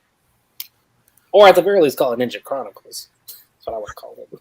Or at the very least, give Sasuke his own spin-off series. Would anybody watch that? Main series? Given how Sasuke is one of the 3 most popular characters in Naruto, yeah, I'd probably say there would be quite a few people that would probably watch it. Yeah, I just don't understand his popularity. He's not that interesting. Yeah, he's one of the most boring emo kids ever. I wish he was more like Zuko. I was gonna say this. When it came to the amount of times Naruto and Sasuke would meet up in these scenarios, how different do you think it would be? Obviously, with Naruto being on the opposite end of the spectrum. Well, I feel like that would probably be. Well, I definitely think after Sasuke gets rid of Itachi, it's gonna be handled a lot differently for sure. Well, I definitely don't think that. I definitely think there'll probably be a bit more clashes than there would be talking with each other. Mm-hmm. Yeah, I don't see evil Naruto really just talking at all. No. Mm-hmm. I mean, I could still see it to where Naruto tries to confront Sasuke to be like, hey, you're just doing this. I'll give you an opportunity to join. And if Sasuke says no, then they're gonna have a fight. That is. But, yeah. I could still see it to where Naruto gives Sasuke a chance, but if Sasuke blows it, then Let's see. all bets are off. Let's see. Oh, by the way, Lucky Chi, I feel like if you really want to have Naruto be Orochimaru's apprentice, I think the best way of doing it is having Orochimaru trying to get Sasuke first, but he ultimately rejects in the end, so he goes to Naruto instead. That's the only way I can see that scenario working. I can see that, and while training him, he might see Naruto has way more potential than Sasuke did. It's kind of like how, the Shaolin Showdown season finale and all that stuff, where you had Omi going back in time and stopping Chase Young from going evil. Yeah, that just made Monk Guan become the new Chase Young. Yeah. Something like that. Till Chase actually became Chase Young again. Yeah. Yeah, that's mainly because the Omi went back to his main timeline, the main timeline and all that stuff. But yeah, that's not to explain the plot of a cartoon from the 2000s. It was too complicated for a finale. Mhm. Especially when you involve time travel. Yeah. Whenever you involve that, it just makes everything more baffling. Kingdom Hearts. Kingdom Hearts by itself, somebody. As much as I love it, oh my god, there's a lot. Unless you play all the games, you're so confused. It's not complicated if you play it chronologically. Right. Up till Dream Drop, then it just kind of gets more confusing. See, this is why I'm so thankful we've got the 1.5 plus 2.5 things, because otherwise, I'd definitely say you could follow the Kingdom Hearts timeline very well until like Dream Drop Distance, where that really confused people. It did. Anyway, back on topic. Yeah. So how would they stop this evil Naruto? Well, I think the answer lies with Sasuke.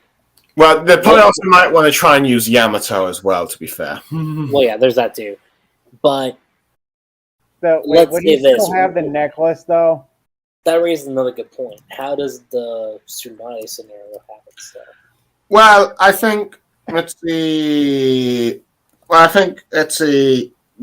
would probably have to be persuaded another way. I think, it could be possible that Jiraiya ends up, reluctantly being temporary acting Hokage for a bit. Mm-hmm. And maybe have him possibly tragically, and at some point have something happen to him, and then Tsunade takes the role to prevent someone like Danzo from getting the job. Yeah. That's one way you could do it. Maybe. What about you guys? What was the question again? You kind of were a bit low. How do you guys think Tsunade would factor, like, the search for Tsunade? How do you think that would transpire? Yeah, I mean, this is the one problem about Naruto being evil, because there's at least 3 people in part 1 that he's changed for the better. Neji, Gaara, and Tsunade. I don't feel Neji is that much of a factor in keeping him good. Well, not really good, but more like a better person, if you will. If anything, if he did go evil, it would just make their drive to save him better. Well, I guess more of like... I guess it'd be more like with Neji, it'd be more like he'd be like the same mopey, ritzy little brat that that's just like, there is no fritzy choice, destiny is curse, all that stuff. We still probably have that Neji in part 2. Yeah, probably. Probably. Can't fight fate. And him still being a jerk to Hinata. Probably. If anything, if Naruto is gone, I don't think her character would really change that much. Well, I don't think she'd have that much confidence, at the very least. Oh, I don't really see her trying to make herself better. I don't think that Hinata would be comfortable talking to Naruto in general in this case. Probably like the other rookies react like this if he just up and betrayed them. Well, to be honest, it really depends if they. To be honest, it really depends if they actually if they came to respect Naruto like they did towards the end of part 1. Because before especially before the tuning exams, they all saw him as a troublemaker and a talentless ninja. But after as time goes on, they see him win more fights and show his worth as a ninja and all that stuff. And even spend some time with him, if you will, with certain people like Shikamaru. They start to, and at least enjoy or at least tolerate Naruto's presence. If Naruto doesn't, depending on how evil, or depending if Naruto's able to form the same bonds, or even, or if Naruto's still if Naruto's personality's changed a bit, does even attempt to attach them, they may have no attachment at all when he leaves the village. I mean, maybe what you could have Kakashi do is like say you gotta prove to the villagers that you're worth everything, and you gotta show it through like your skills and whatnot. And throughout the tuning exams, you could have Naruto do that. But when they see the more destructive side of him throughout the exams, let's say you have these victories, right? Well, that sounds Lucky, that sounds more like an attempt that fails rather than them actually bonding with him. That's the point I was going to bring up, is that instead of it going that scenario where if that works, it backfires. Maybe he could still make those bonds, but like maybe over time, Naruto sees like his friends really don't help him if he's still treated like a monster. Yeah, that's one thing. I think that, let me rephrase it a little bit like that. They don't actually really care for him, I think is what you mean. Imagine Kushina and Minato's reaction to evil Naruto. I mean, I don't see Kushina being. She can be more like pissed off and like wanted. Yeah, they're definitely evil. Yeah, there definitely be some disappointment on their end. Yeah, I can imagine they're disappointed in them now. You know what I mean? Well, yeah. I can see Kushina being like thinking that this was a mistake of what Minato suggested because she was completely against turning Naruto into a Jinchuriki. That's the thing. Like, I could see Kushina like actually like understanding Naruto's situation in that. Yeah, her having the beast before he did. Yeah. I know I brought up the whole waterfall of truth thing, but what if, instead of Naruto actually seeing himself, he actually saw his mom? Ooh, that's a good idea.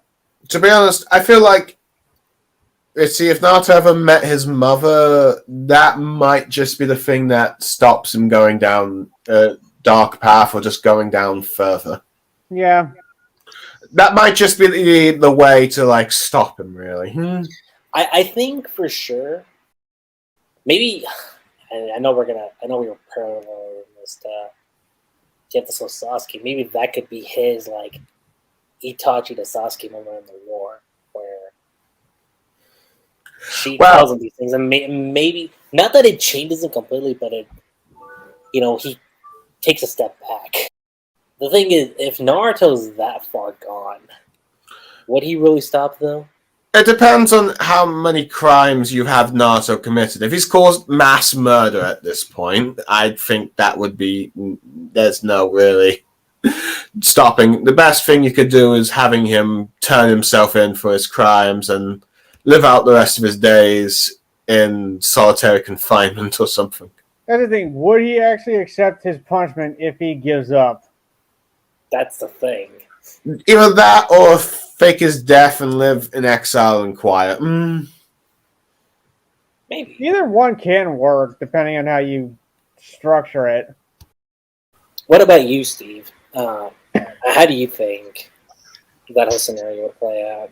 Like, if in the Waterfall of Truth, like, a dark, evil Naruto met his mother. Like, through that scenario. Honestly, there'd probably be some disappointment on her end.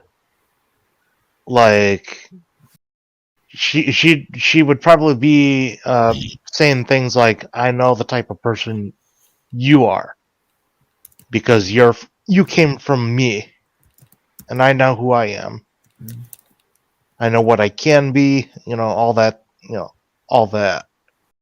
So, like, the way I see things playing out, it's she probably would beat him kind of senseless. Like, no, you're not evil, because if you were evil, then you'd be able to like overpower me, that sort of thing. That's it. One thing is, though, you'd have to give Naruto a reason to want to go to the Waterfall of Truth, because, well, the only reason he was there in the first place was because he was tricked into thinking he had a mission there, when in fact the 5 nations were trying to hide him there. But would he just gather the Jinchurikis to protect them, or would he try to become like the Ten Tails? Well, to be honest, I don't really see how Naruto really learns about what the Ten Tails is unless Toby directly tells him. Or Kurama. I guess, but I doubt Kurama would want to be merged back into the Ten Tails. No. Definitely not. I doubt it. And let's see. And if an evil Naruto's working with an evil Gaara, I doubt he'd probably want his beasts extracted because then he would die. Yeah. Then again, but later in the series, Jinchuriki didn't really die after they got their beasts ripped out. Only select ones.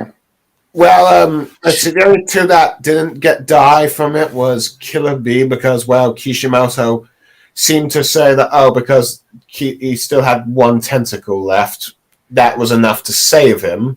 Wait, was that the reason? Well, I don't know. It never really explained it, but that seems to be the implication. I always wondered about that. That's because it seems like the A-Tails chopped off one of its tentacles, and apparently Killer Bee is inside it, and I assume that there's at least enough chakra there to keep Killer Bee alive. That's the only. This is mostly assumptions because, well, Kishimoto didn't really explain this bit, and Naruto is because he was an Uzumaki, so he had the life force to survive an extraction. And Obito due to contrived reasons. Apparently, Obito, he had to have the Gedo statue removed from him as well.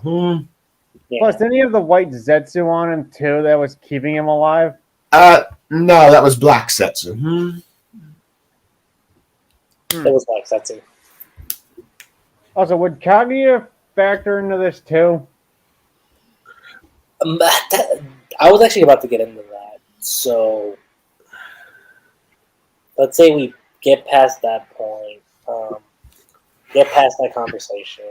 Killer Bee says no. Naruto reluctantly leaves because, Killer Bee refuses to budge. Then comes the case of the final arc. Or actually, no, not even that. Sasuke goes after Itachi. Itachi dies. Sasuke comes back. Naruto gives Sasuke a chance. He refuses. Naruto gives Killer Bee a chance. Obviously, Killer Bee refuses. So, how do y'all think the war plays out then? If there's a war. Well, you still haven't really addressed what happens to Akatsuki. You either have Naruto kill Pain and maybe Toby and take over the organization, or the organization is completely wiped out. I go that way. Plus, you can get rid of Zetsu too. That also, yeah. Preventing the whole Kaguya revival. I can see him keeping Konan alive. Well, I don't think Konan would serve Naruto if he killed Nagato. You'd probably have more of the least likely loyal members working for him. Say someone like Dedra, Kakazu, and maybe Hidan. Yeah. Let's see, because Kakazu would work for anyone as long as they paid. Dedra, as long as he gets to use his art to explode stuff, and Hidan, just anyone wants to kill people in the name of his god. Sorcery, that's a bit of a. I don't really know how it would fall into the factors. I would say this. I would definitely say the Akatsuki would probably be taking that in the equation for sure. But at the very least, I can only see those three members working for an evil Naruto. The rest either be dead, or I wouldn't be sure with, say, how sorcery or Kisame would work. Well, it's like I said, Itachi or Sasuke is with Itachi, so we know how that situation's handled. Or if Naruto just wanted to piss Sasuke off, he'd take out Itachi. I love that last second. Oh my god, dude, if that happened, Sasuke would want to kill Naruto even more. Well, to be honest, I don't really think. Well, I think if Naruto killed Sasuke, I think that'd make Sasuke more reflect on his own purpose in life, and I think he'd come to the conclusion of wanting to protect the bonds that he's now forged with the rest of the village. Rather than I hate Naruto for taking away my one purpose. Yeah. Well, technically, Itachi was already free game for anyone to fight, not just Sasuke, but they really had to make it so it was Sasuke. Well, yeah, Itachi made it. Well, Itachi made it set up so that he would die by Sasuke's hands. Granted, you could argue it was a very poorly thought out plan because, well, Toby got to Sasuke first. But yeah, Just saying, like, what if somebody else arrived to Itachi first before Sasuke and took him out? Like, yeah, that would probably be Naruto in that case. actually, that would be kind of an interesting fight, Naruto versus Itachi. Which one's the main stage? Hamura? The six paths. Yeah, is it Hamura? Hagoromo. That's the one. Well, you'd probably have to get rid of the entire reincarnation thing in order to have like the evil Naruto work, because if he's the reincarnation of Ashura, that means he's always going to turn out to be the good guy. Let's get rid of that, please.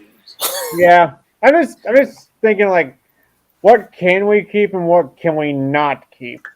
Well, that's the whole. Well, to be fair, that's the whole thing. If Naruto went evil, we probably wouldn't have the story we had. It'd probably be entirely different. You probably could have it play out somewhat right, but just nix like the last third of the series. Yeah, well, it's like this. I think part one, for the most part, with noticeable changes, will probably be the same. And I say probably. To be honest, part two is where I think the biggest change would happen. To be honest, I'm pretty certain that even much of part one would be changed as well. I think Kishimoto would have to create a whole new set of characters and all that stuff, especially ones that would probably work with evil Naruto. Let's talk about this. What kind of dynamics would evil Naruto have once he leaves the village? Well, I can see him having a partnership with like Gar if he's still evil. Yeah, I could see that since they have common ground being Jinchuriki. I'd say going off that route, he probably would try to recruit all the current Jinchurikis into forming their own organization. Mm-hmm. And I think all of them would have a good chance of saying yes, except maybe Killer Bee. Yeah. I was going to say it could kind of be, if anyone's watched Yu-Gi-Oh! Zexal, it could kind of be like a variation of how the Baryons were, maybe? I'd say he probably might have a good shot of recruiting them all except for the two Cloud Ninjas because they seem pretty loyal. So I think you'd try to take their tailed beasts from them and create new Jinchuriki, and you'd probably also have to find a new Jinchuriki for the Free Tails. Yeah, because isn't Yaga already dead? Yeah. But at least he's some point dead before the Hidden and Kakazu arc. We don't know how long he's been dead for. So wait, was Ring the first three tails and then Yagura? No, it was. I don't see. That's where it gets.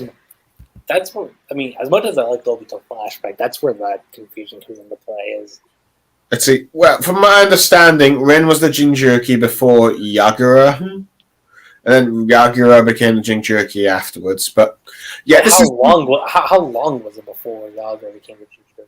I don't know exactly. This is probably why the Six Tails would have probably been a bit better for the whole Mist thing. Yeah. You got to factor in Yagura's age versus Rin's. Yeah, I think but I think it's also the fact that I think Kishimoto made a mistake of tying the Free Tail. I feel like Kishimoto only made it the Free Tails because, well, Obito had a history of capturing the Free Tails. I feel like you should have made that the Six Tails.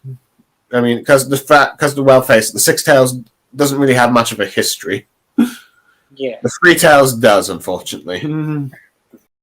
I mean, Naruto could probably manipulate the other Jinchuriki into following him, since that's usually what Focus could be clever. I'll I'll definitely say this: his talk no jutsu being used on the opposite end of the spectrum. That, oh my god, That actually worked a lot better. I feel that would work way better. it would. Like, I was thinking about that right now. I'm like, I know he's good at persuading people, so if you throw that in on the opposite spectrum, man, He'd be like Loki. it would. Because I know we often make a joke about, okay, here comes the talk no jutsu speech, but you go that route with it, then I don't know. Well, it depends if evil Naruto would even use the talk no jutsu. He'd use it in choice moments, probably to get what he wants and to further his own goals. Well, that depends if he could be charismatic and persuasive enough. He'd have to be someone like Voldemort or Palpatine in that regards. I mean, it could work. But to be fair, I don't really see Naruto being a tactical genius in that light. I think he's more of a destructive force of nature. True. He's more like... He might be more Kefka in that regard. Being like an unstoppable storm of death and destruction. Mm-hmm. So then you have him being a total a nihilist then. How about this? How evil would evil Naruto be? Would he be more evil than the Joker? That's a good If question. we're going, probably they'd be the same if he really sees nothing of value in life. If he's just being an unstoppable storm of death, probably he'd be the same. Yeah, but which Joker? Heath Ledger Joker or? I can't really see Naruto being a Joker-style villain, to be honest. No. Yeah, me too. How about Vader? Maybe that would probably be more like that. I'd say perhaps a mix of Vader and Magneto. Yeah, I can see that. because Magneto has a good motivation to be evil. The only problem with Magneto is that he is more of an anti-hero instead of a full-blown villain. Yeah, it's Only when the plot demands he's full-blown villain.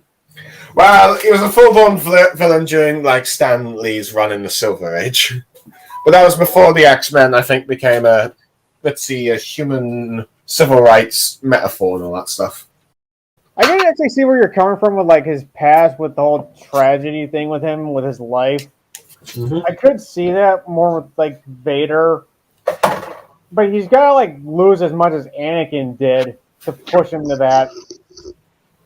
yeah, I agree. Yeah, point. Yeah. Yeah, that's probably why I went more of the Magneto route there. A bit. So I thought Magneto probably would have been a little more fitting. What about MCU Thanos? No, I don't really see him doing it for balance reasons. No. Yeah, me neither. Maybe. I mean, you could make it a case of like Naruto doing all this because he feels like it's something that needs to be done. So maybe it could be a case of like Naruto wants people to experience the same suffering he's felt, wants to amplify it in a Yeah, but you're much just more grander scale. that's to be retreading Payne's goal, wouldn't it? Yeah, that would be On a more. grander scale. I feel like if Naruto is a villain, would he really want world domination? I think he would want to enslave those that do them wrong. But World domination. It feels more like destruction, really. I don't see Naruto wanting to rule the world, to be honest. at most, I'd say he's more like Lords of Shadow Dracula. I guess he'd probably be like light Yagami, honestly. Because think about it, he's got a being that only he can see. No one else can see him unless he brings him out. But and certainly with his talk no jutsu, he's got enough charisma to sway people to his line of thinking, so it wouldn't be out of the realm of possibility for him to. And again, this is going back to my idea of gathering all the other Jinchuriki and forming their own organization to be like, hey, see how these dicks are treating you? Don't you want to be treated better? I don't know. I mean, Gar would certainly jump on board. He'd be like, nah, he has a point. Let's do it. I know you'd think he'd be like compared to like Dio. I feel Dio's the go-to villain comparison for everyone. Could be a situation where, like, as long as things remain the way they are, there's never going to be a change. So, and it's not to say what Naruto's going to do is going to be any better, but Be like Kylo Ren. Yeah, right. Yeah, right. Indeed. No, Sasuke's more Kylo Ren.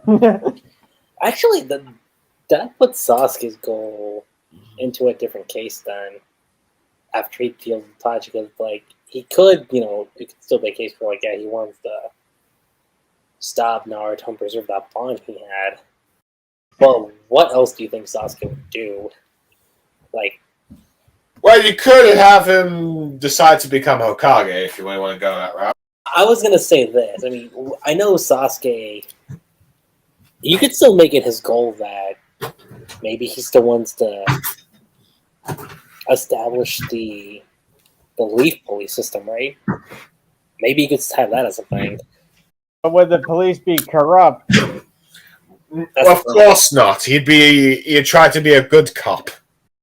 Maybe instead of having it to where neither Naruto or Sasuke want to be Hokage, maybe that's something you have Sakura want to achieve. Maybe. Oh,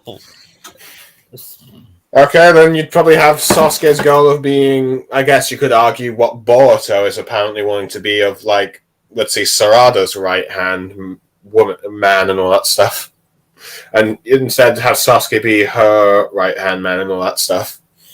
If we don't want to go the Hokage route for either of the three characters from Team 7, maybe you could have it to where Sakura doesn't like how the Kunoichi are being represented in the village, and she kind of wants to be like an inspiration for like the future generation.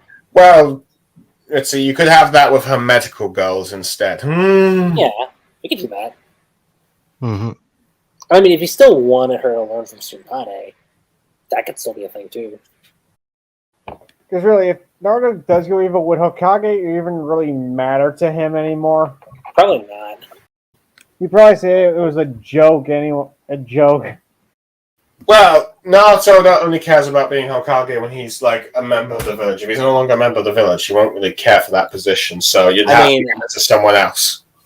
I could be like, no, maybe you could have Kakashi bring that up to Naruto, and Naruto be like, yeah, and what did my dad think of me? He made me the host of the Nine Tails.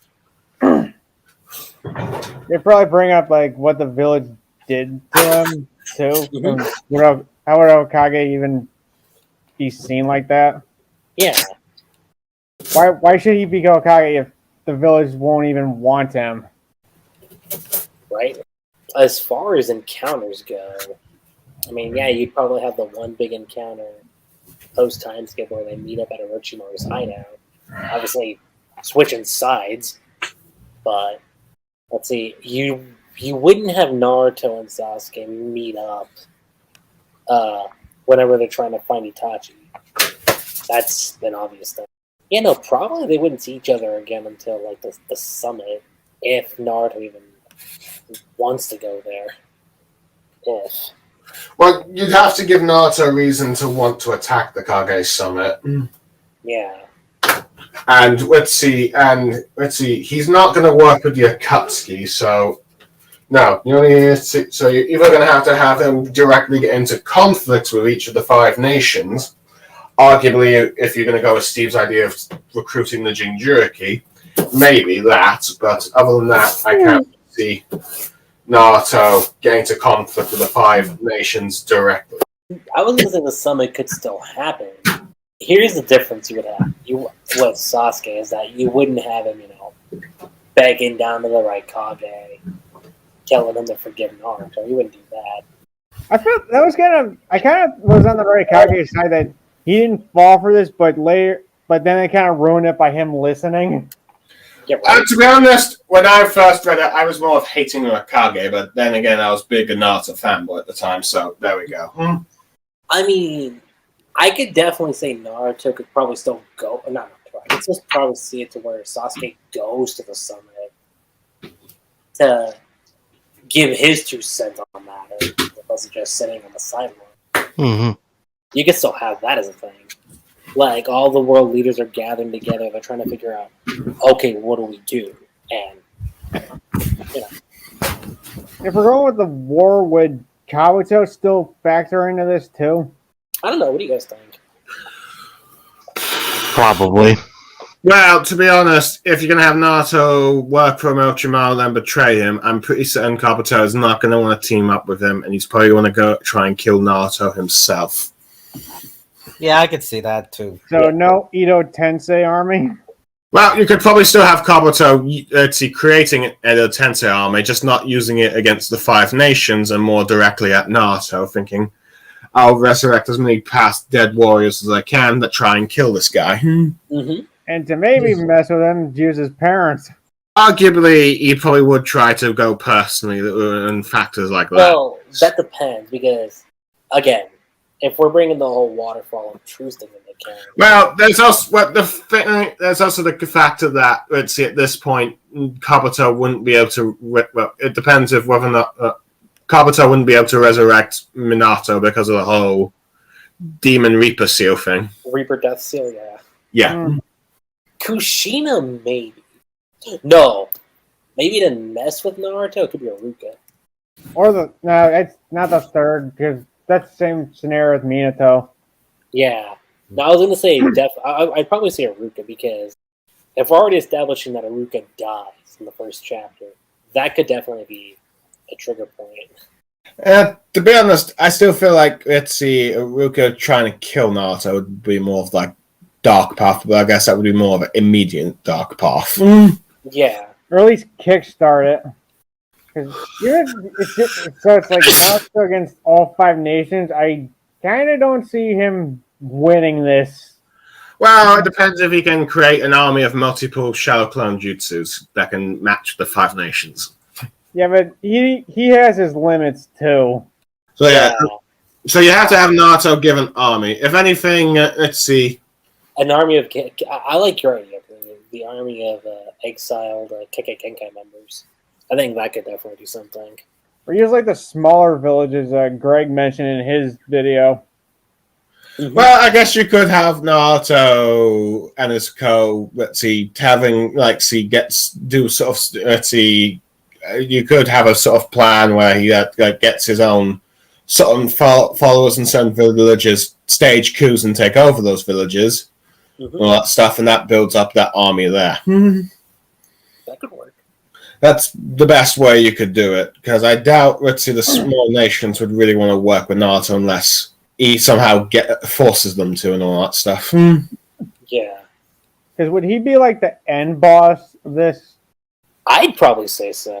And no, we wouldn't have a Kage situation. Well, to be honest, I can't really see Naruto, like I said earlier, trying to use the 10 tails, and I doubt certain of his allies would want to bring back the 10 tails, especially if they're Kurama or even the Jinchuriki, who, because, well, let's see, the tailed beasts becoming the 10 tails means they don't exist at the anymore, and the Jinchuriki, if they lose their tailed beasts, they die. There's no guarantee they can control the 10 tails either.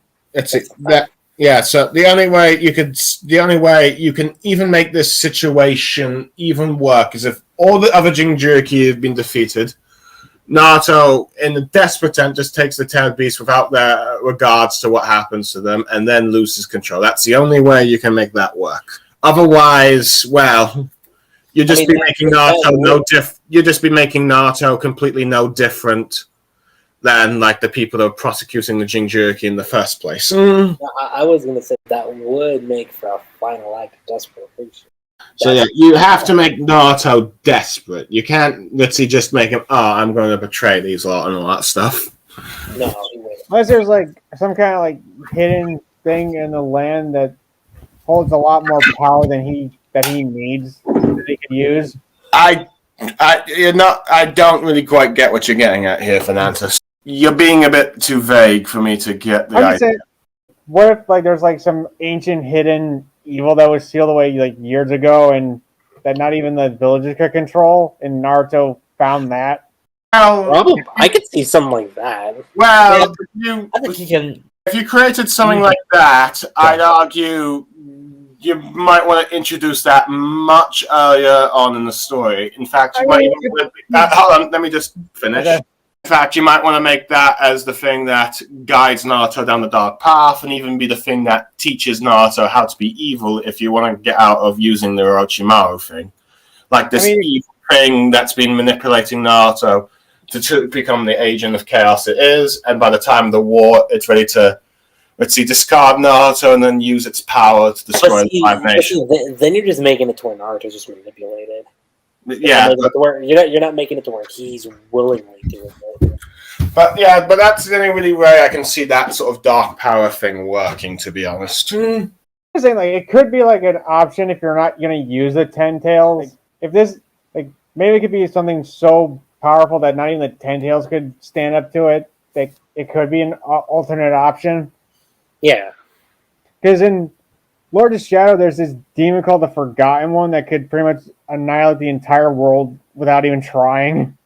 Oh, you could still make it you could make it the Ten Tails, but change the Ten Tails to the fact instead of being a fusion of all 9 beasts, they're just an extra-tailed beast that was so powerful that the Sage of Six Paths just sealed it away and made sure that no one would be able to, touch it and all that stuff. Something like that.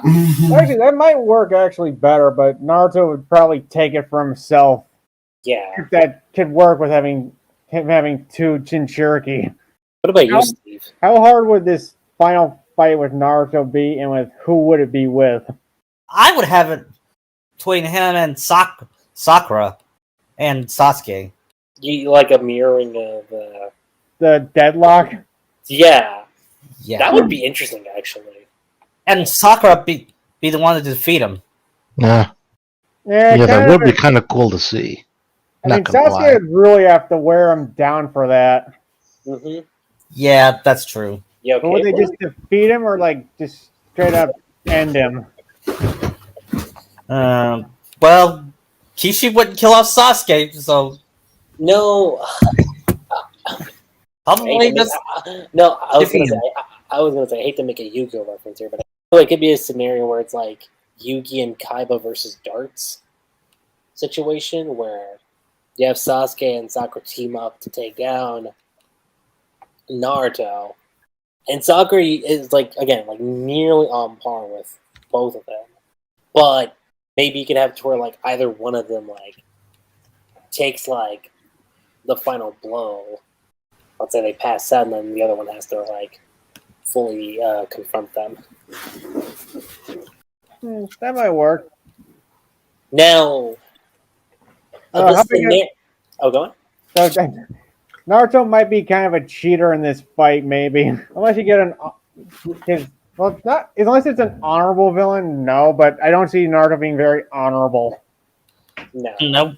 That's what we kind of mean when bad guys cheat. Just it. Unless you write yourself into a corner and you're like, shh, I can't defeat him. Oh, you mean like Madara? Yeah, I mean like Madara. Mm-hmm. Or Yuha. I don't even get me started on that. I hope the anime fixes that. To be honest, I think, to be honest, I do think, the whole problem with the Naruto and Sasuke conflict in the end is that there's that Kishimoto just kind of wrote himself into a corner where he can't really resolve it without someone dying or something. let's see, logically, but he doesn't really want to do that because he wants them to be saved. Because, like, in many ways, I do feel like let's see, when it came to Naruto and Sasuke versus Sasuke, should never have been the final fight in the series to begin with. I mean, in this scenario, though, at this point, can Naruto be saved? That's the question. Probably not. Yeah, probably not. The best thing you can do is either one, Naruto dies, or one, Naruto realizes the error of his ways, but knows that he can't, can't go back to the thing, fakes his death and lives in exile, and only his teammates know that he's alive, but realizes that he's not going to do any harm to anyone ever again and all that stuff. Or an open-end thing where it might be that either Naruto or Sasuke have died from their fight. No, like it or could both. Be this. No, it could be this, where, like, let's say you have the fight conclude, and it's not confirmed or denied that Naruto lived. You can make it to where he's dead, quote unquote, but it's not like entirely confirmed that he's dead. We're going with like him in exile. I just see him becoming like Dad of War Kratos. I know, right? Maybe he's got a little family at that point. You mean with Kari? Starting over? He sees the error of his ways. He sees Kari. He's like, oh, we need to start over. Could you help me? I mean, it could happen. It'd be like Magneto in Apocalypse, only he doesn't lose his family. Right. Eric didn't lose his family in that scenario. He would have been fine. Let's see.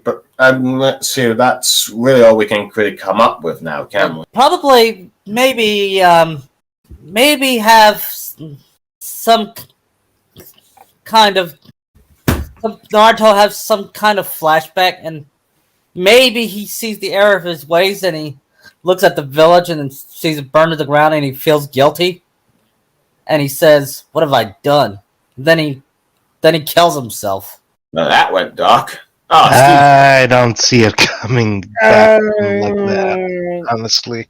I'd probably write it where he dies by Sasuke's hand. Honestly, and he finds redemption through death. Because otherwise, if we were to just do pure role... if we were to do just pure role reversal and just have him be the wandering samurai, that Sasuke... the path of the wandering samurai that Sasuke took, then it would people would be even more pissed off. Definitely. So more so Naruto accepting his fate that he has to die. Yeah. Maybe he secludes himself on an island. Hopefully nobody bothers him there. That might just stir the whole thing up again. He does that. He shaves his head, becomes a pacifist like a monk. Just goes. He would look like Aang. Yes. Yeah, but when you do something like that, something always brings them back into their past lives, like with Jason Bourne, right? Or John Wick. John Wick shows us that Keanu Reeves can act. Mm-hmm. I thought The Matrix showed that. Well, he wasn't the greatest actor in those movies. Yeah, John Wick, he actually showed more emotional range. He did. How do y'all see Sasuke's story ending in this situation? That's hard. Well, you'd probably have to get a new Hokage. Maybe say we could still make Sakura Hokage, or you could make someone like, say, Konohamaru Hokage, I guess. Maybe. You could arguably have Konohamaru be like a young apprentice to Sasuke, or something. You have to change Konohamaru's look on things, because it was the contest between him and Naruto to become Hokage, wasn't it? But if Naruto doesn't, why would he? Well, Konohamaru still wanted to become Hokage regardless of Naruto. It's just that Naruto gave him a better motivation for it. Mm-hmm. Yeah. True. So maybe... Let's see.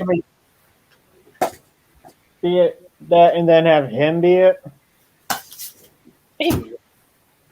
Let's see. Other than that, I suppose you could have maybe the members of Team 7 give Naruto a quiet grave to rest in and all that stuff, away from the public eye and all that stuff.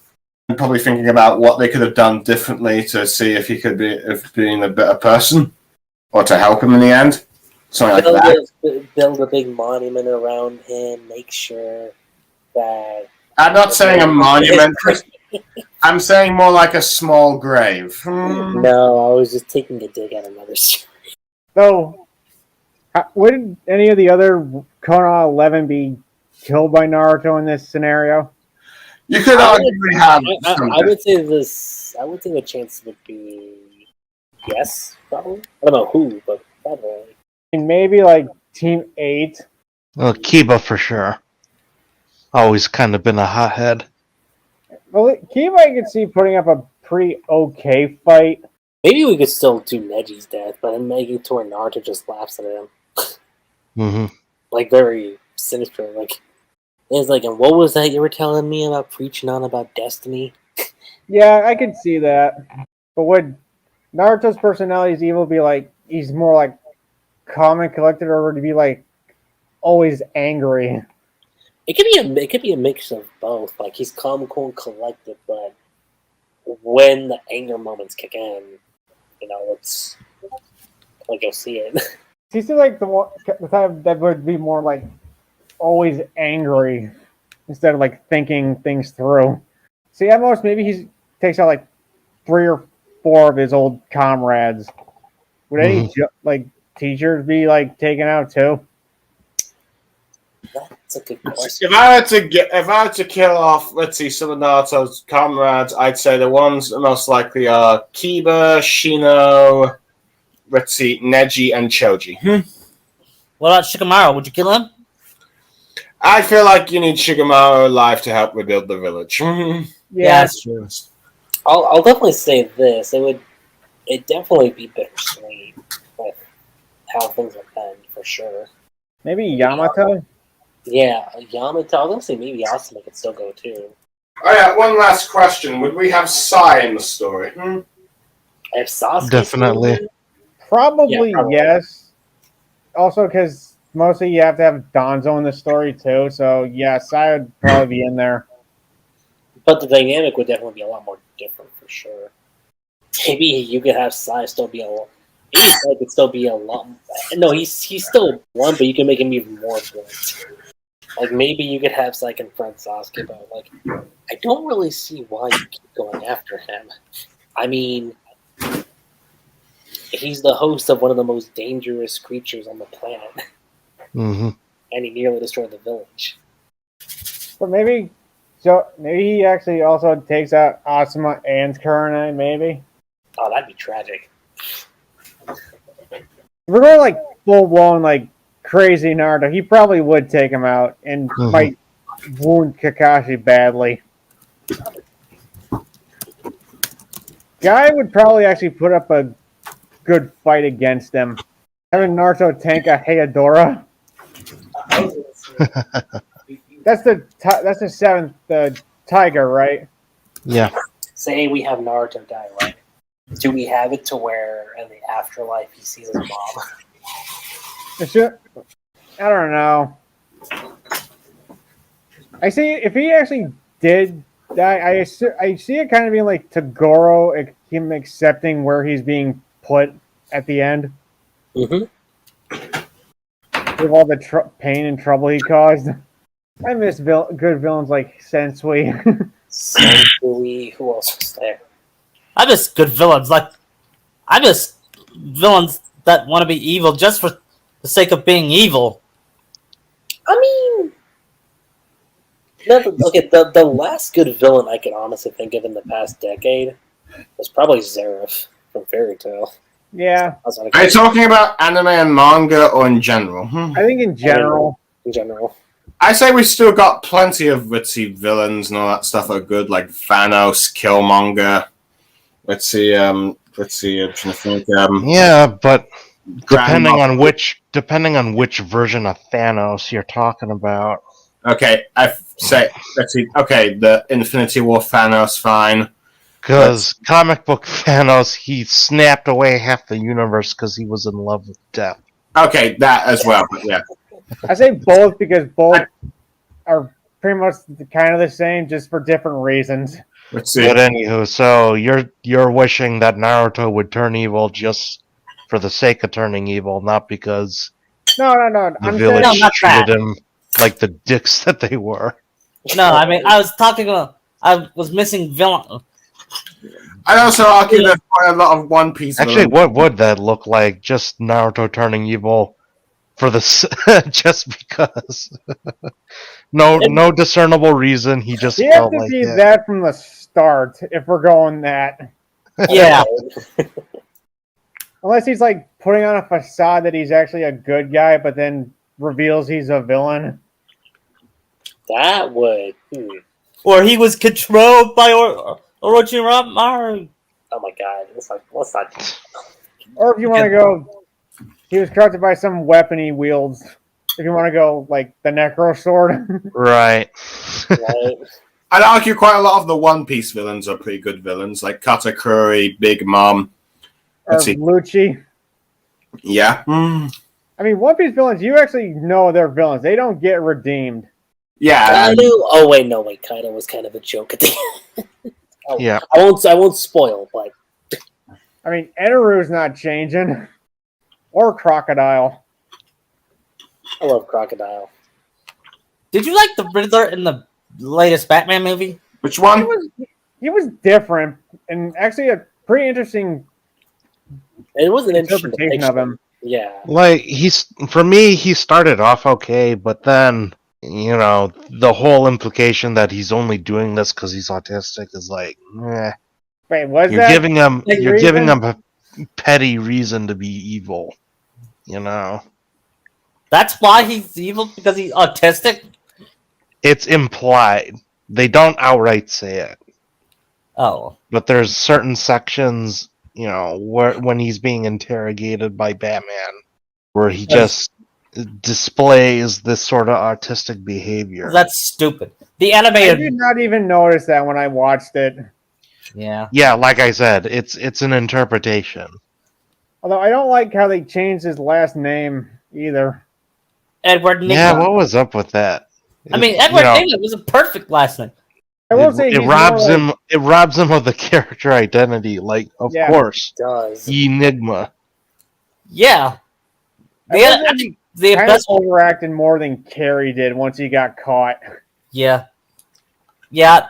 John Glover was the best Riddler, in my opinion, from the animated series. Well, I kind of, if they do more sequels to this Batman, I kind of want to see what they do with the other villains.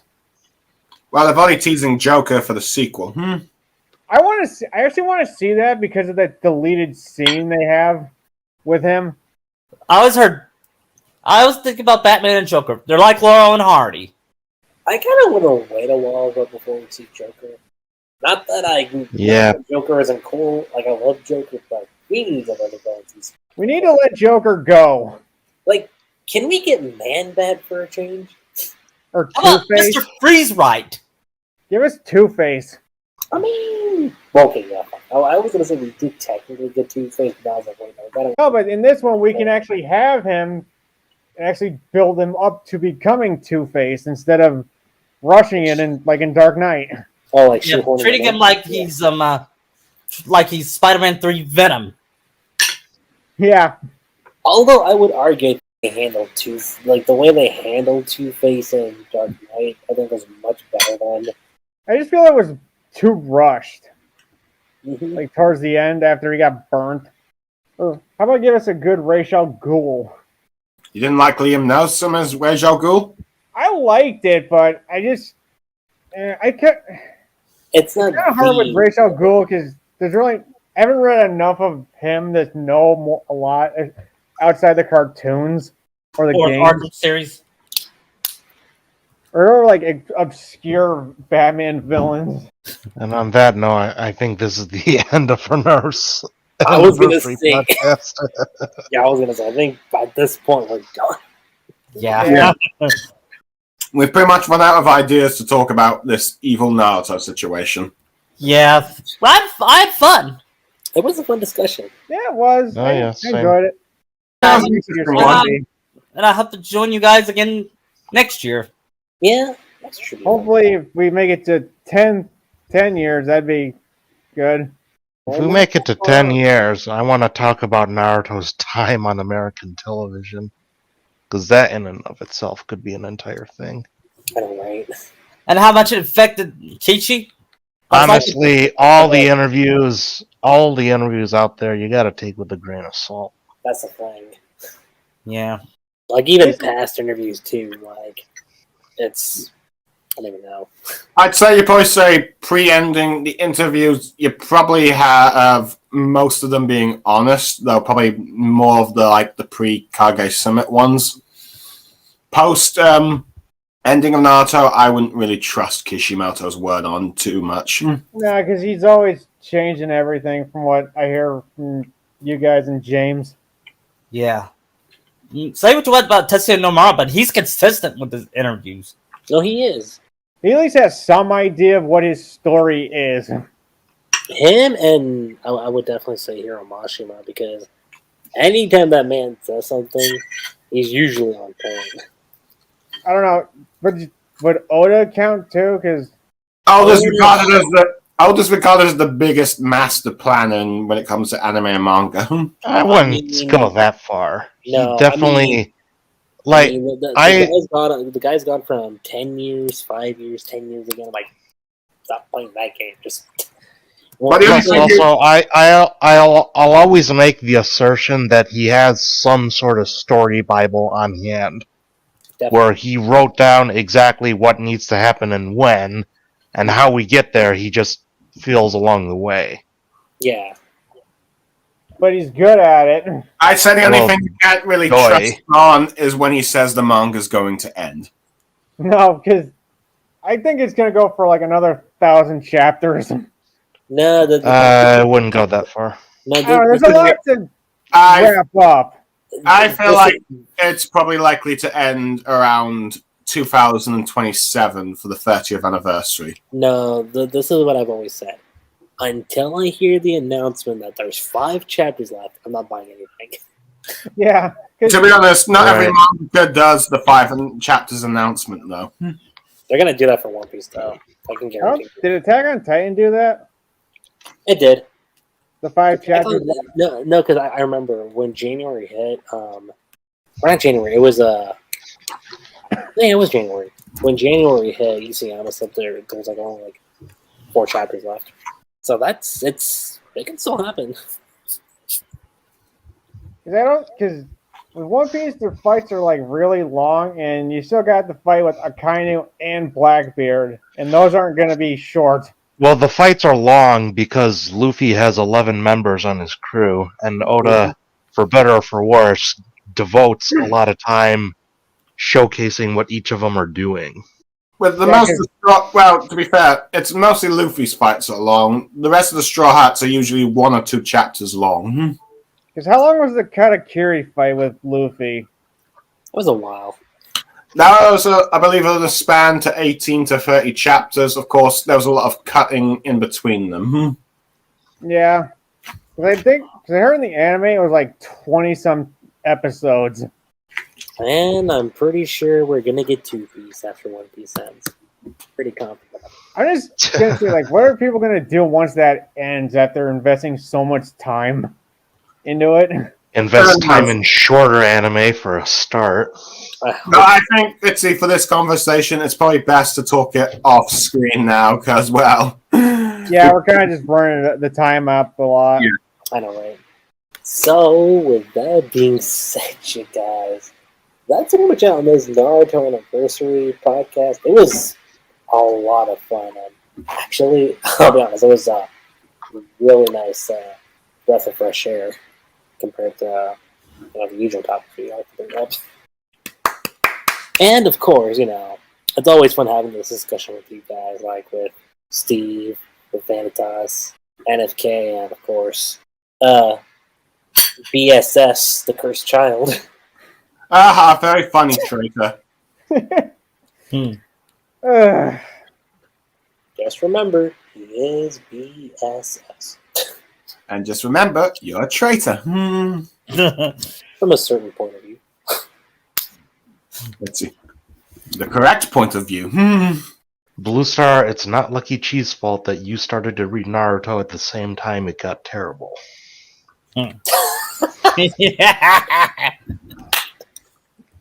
Curse you guys. I keep telling you, keep reading Boruto, and somehow it might turn good. I do read Boruto, and it sucks. Well, then you're not using your powers. Exactly. You're not using the reverse curse technique. Oh my god. Reverse curse. I got one more question before you cut the live feed. What's up? First Evil 100 told me to ask this. The One Ring from Lord of the Rings was in Naruto. How long would it take for the characters to start going crazy and turning against each other? Very quickly. Very quickly. I mean, the ring does that to practically anyone. Right, like he's actually asking like, for sure. I mean, for Naruto to go crazy, or Sasuke, or Hinata. I mean, for sure, some people might take a bit longer because they've got stronger wills and all that. But yeah, people go crazy. Like for like Naruto, how long would it take for him to go crazy for the ring? I'd say perhaps maybe a few years. I mean, Sasuke would probably be like immediate. I'd give him a week. I give him 11 minutes. 2 at the most. As Squidward would say, I would give him 11 minutes. I go with that, given how power crazy he is. Or to quote Mr. Krabs, I would give him 62 cents before turn. Okay.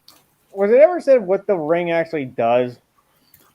That's probably its full powers only work with Sauron and Sauron. But this is perhaps more of a discussion for Lord of the Rings. Perhaps the ring turns people invisible, but for Sauron it makes him invincible. Unless you cut the finger off. Yes, unless you cut the finger off. And with that said, you guys, that's pretty much it. I'm LuckyG7. I'm VanitasDS. I'm NaruSaku Fan in Kentucky. LKNOJH, also known as Steve. And I'm BlueStarSaber. And we will catch you guys next time.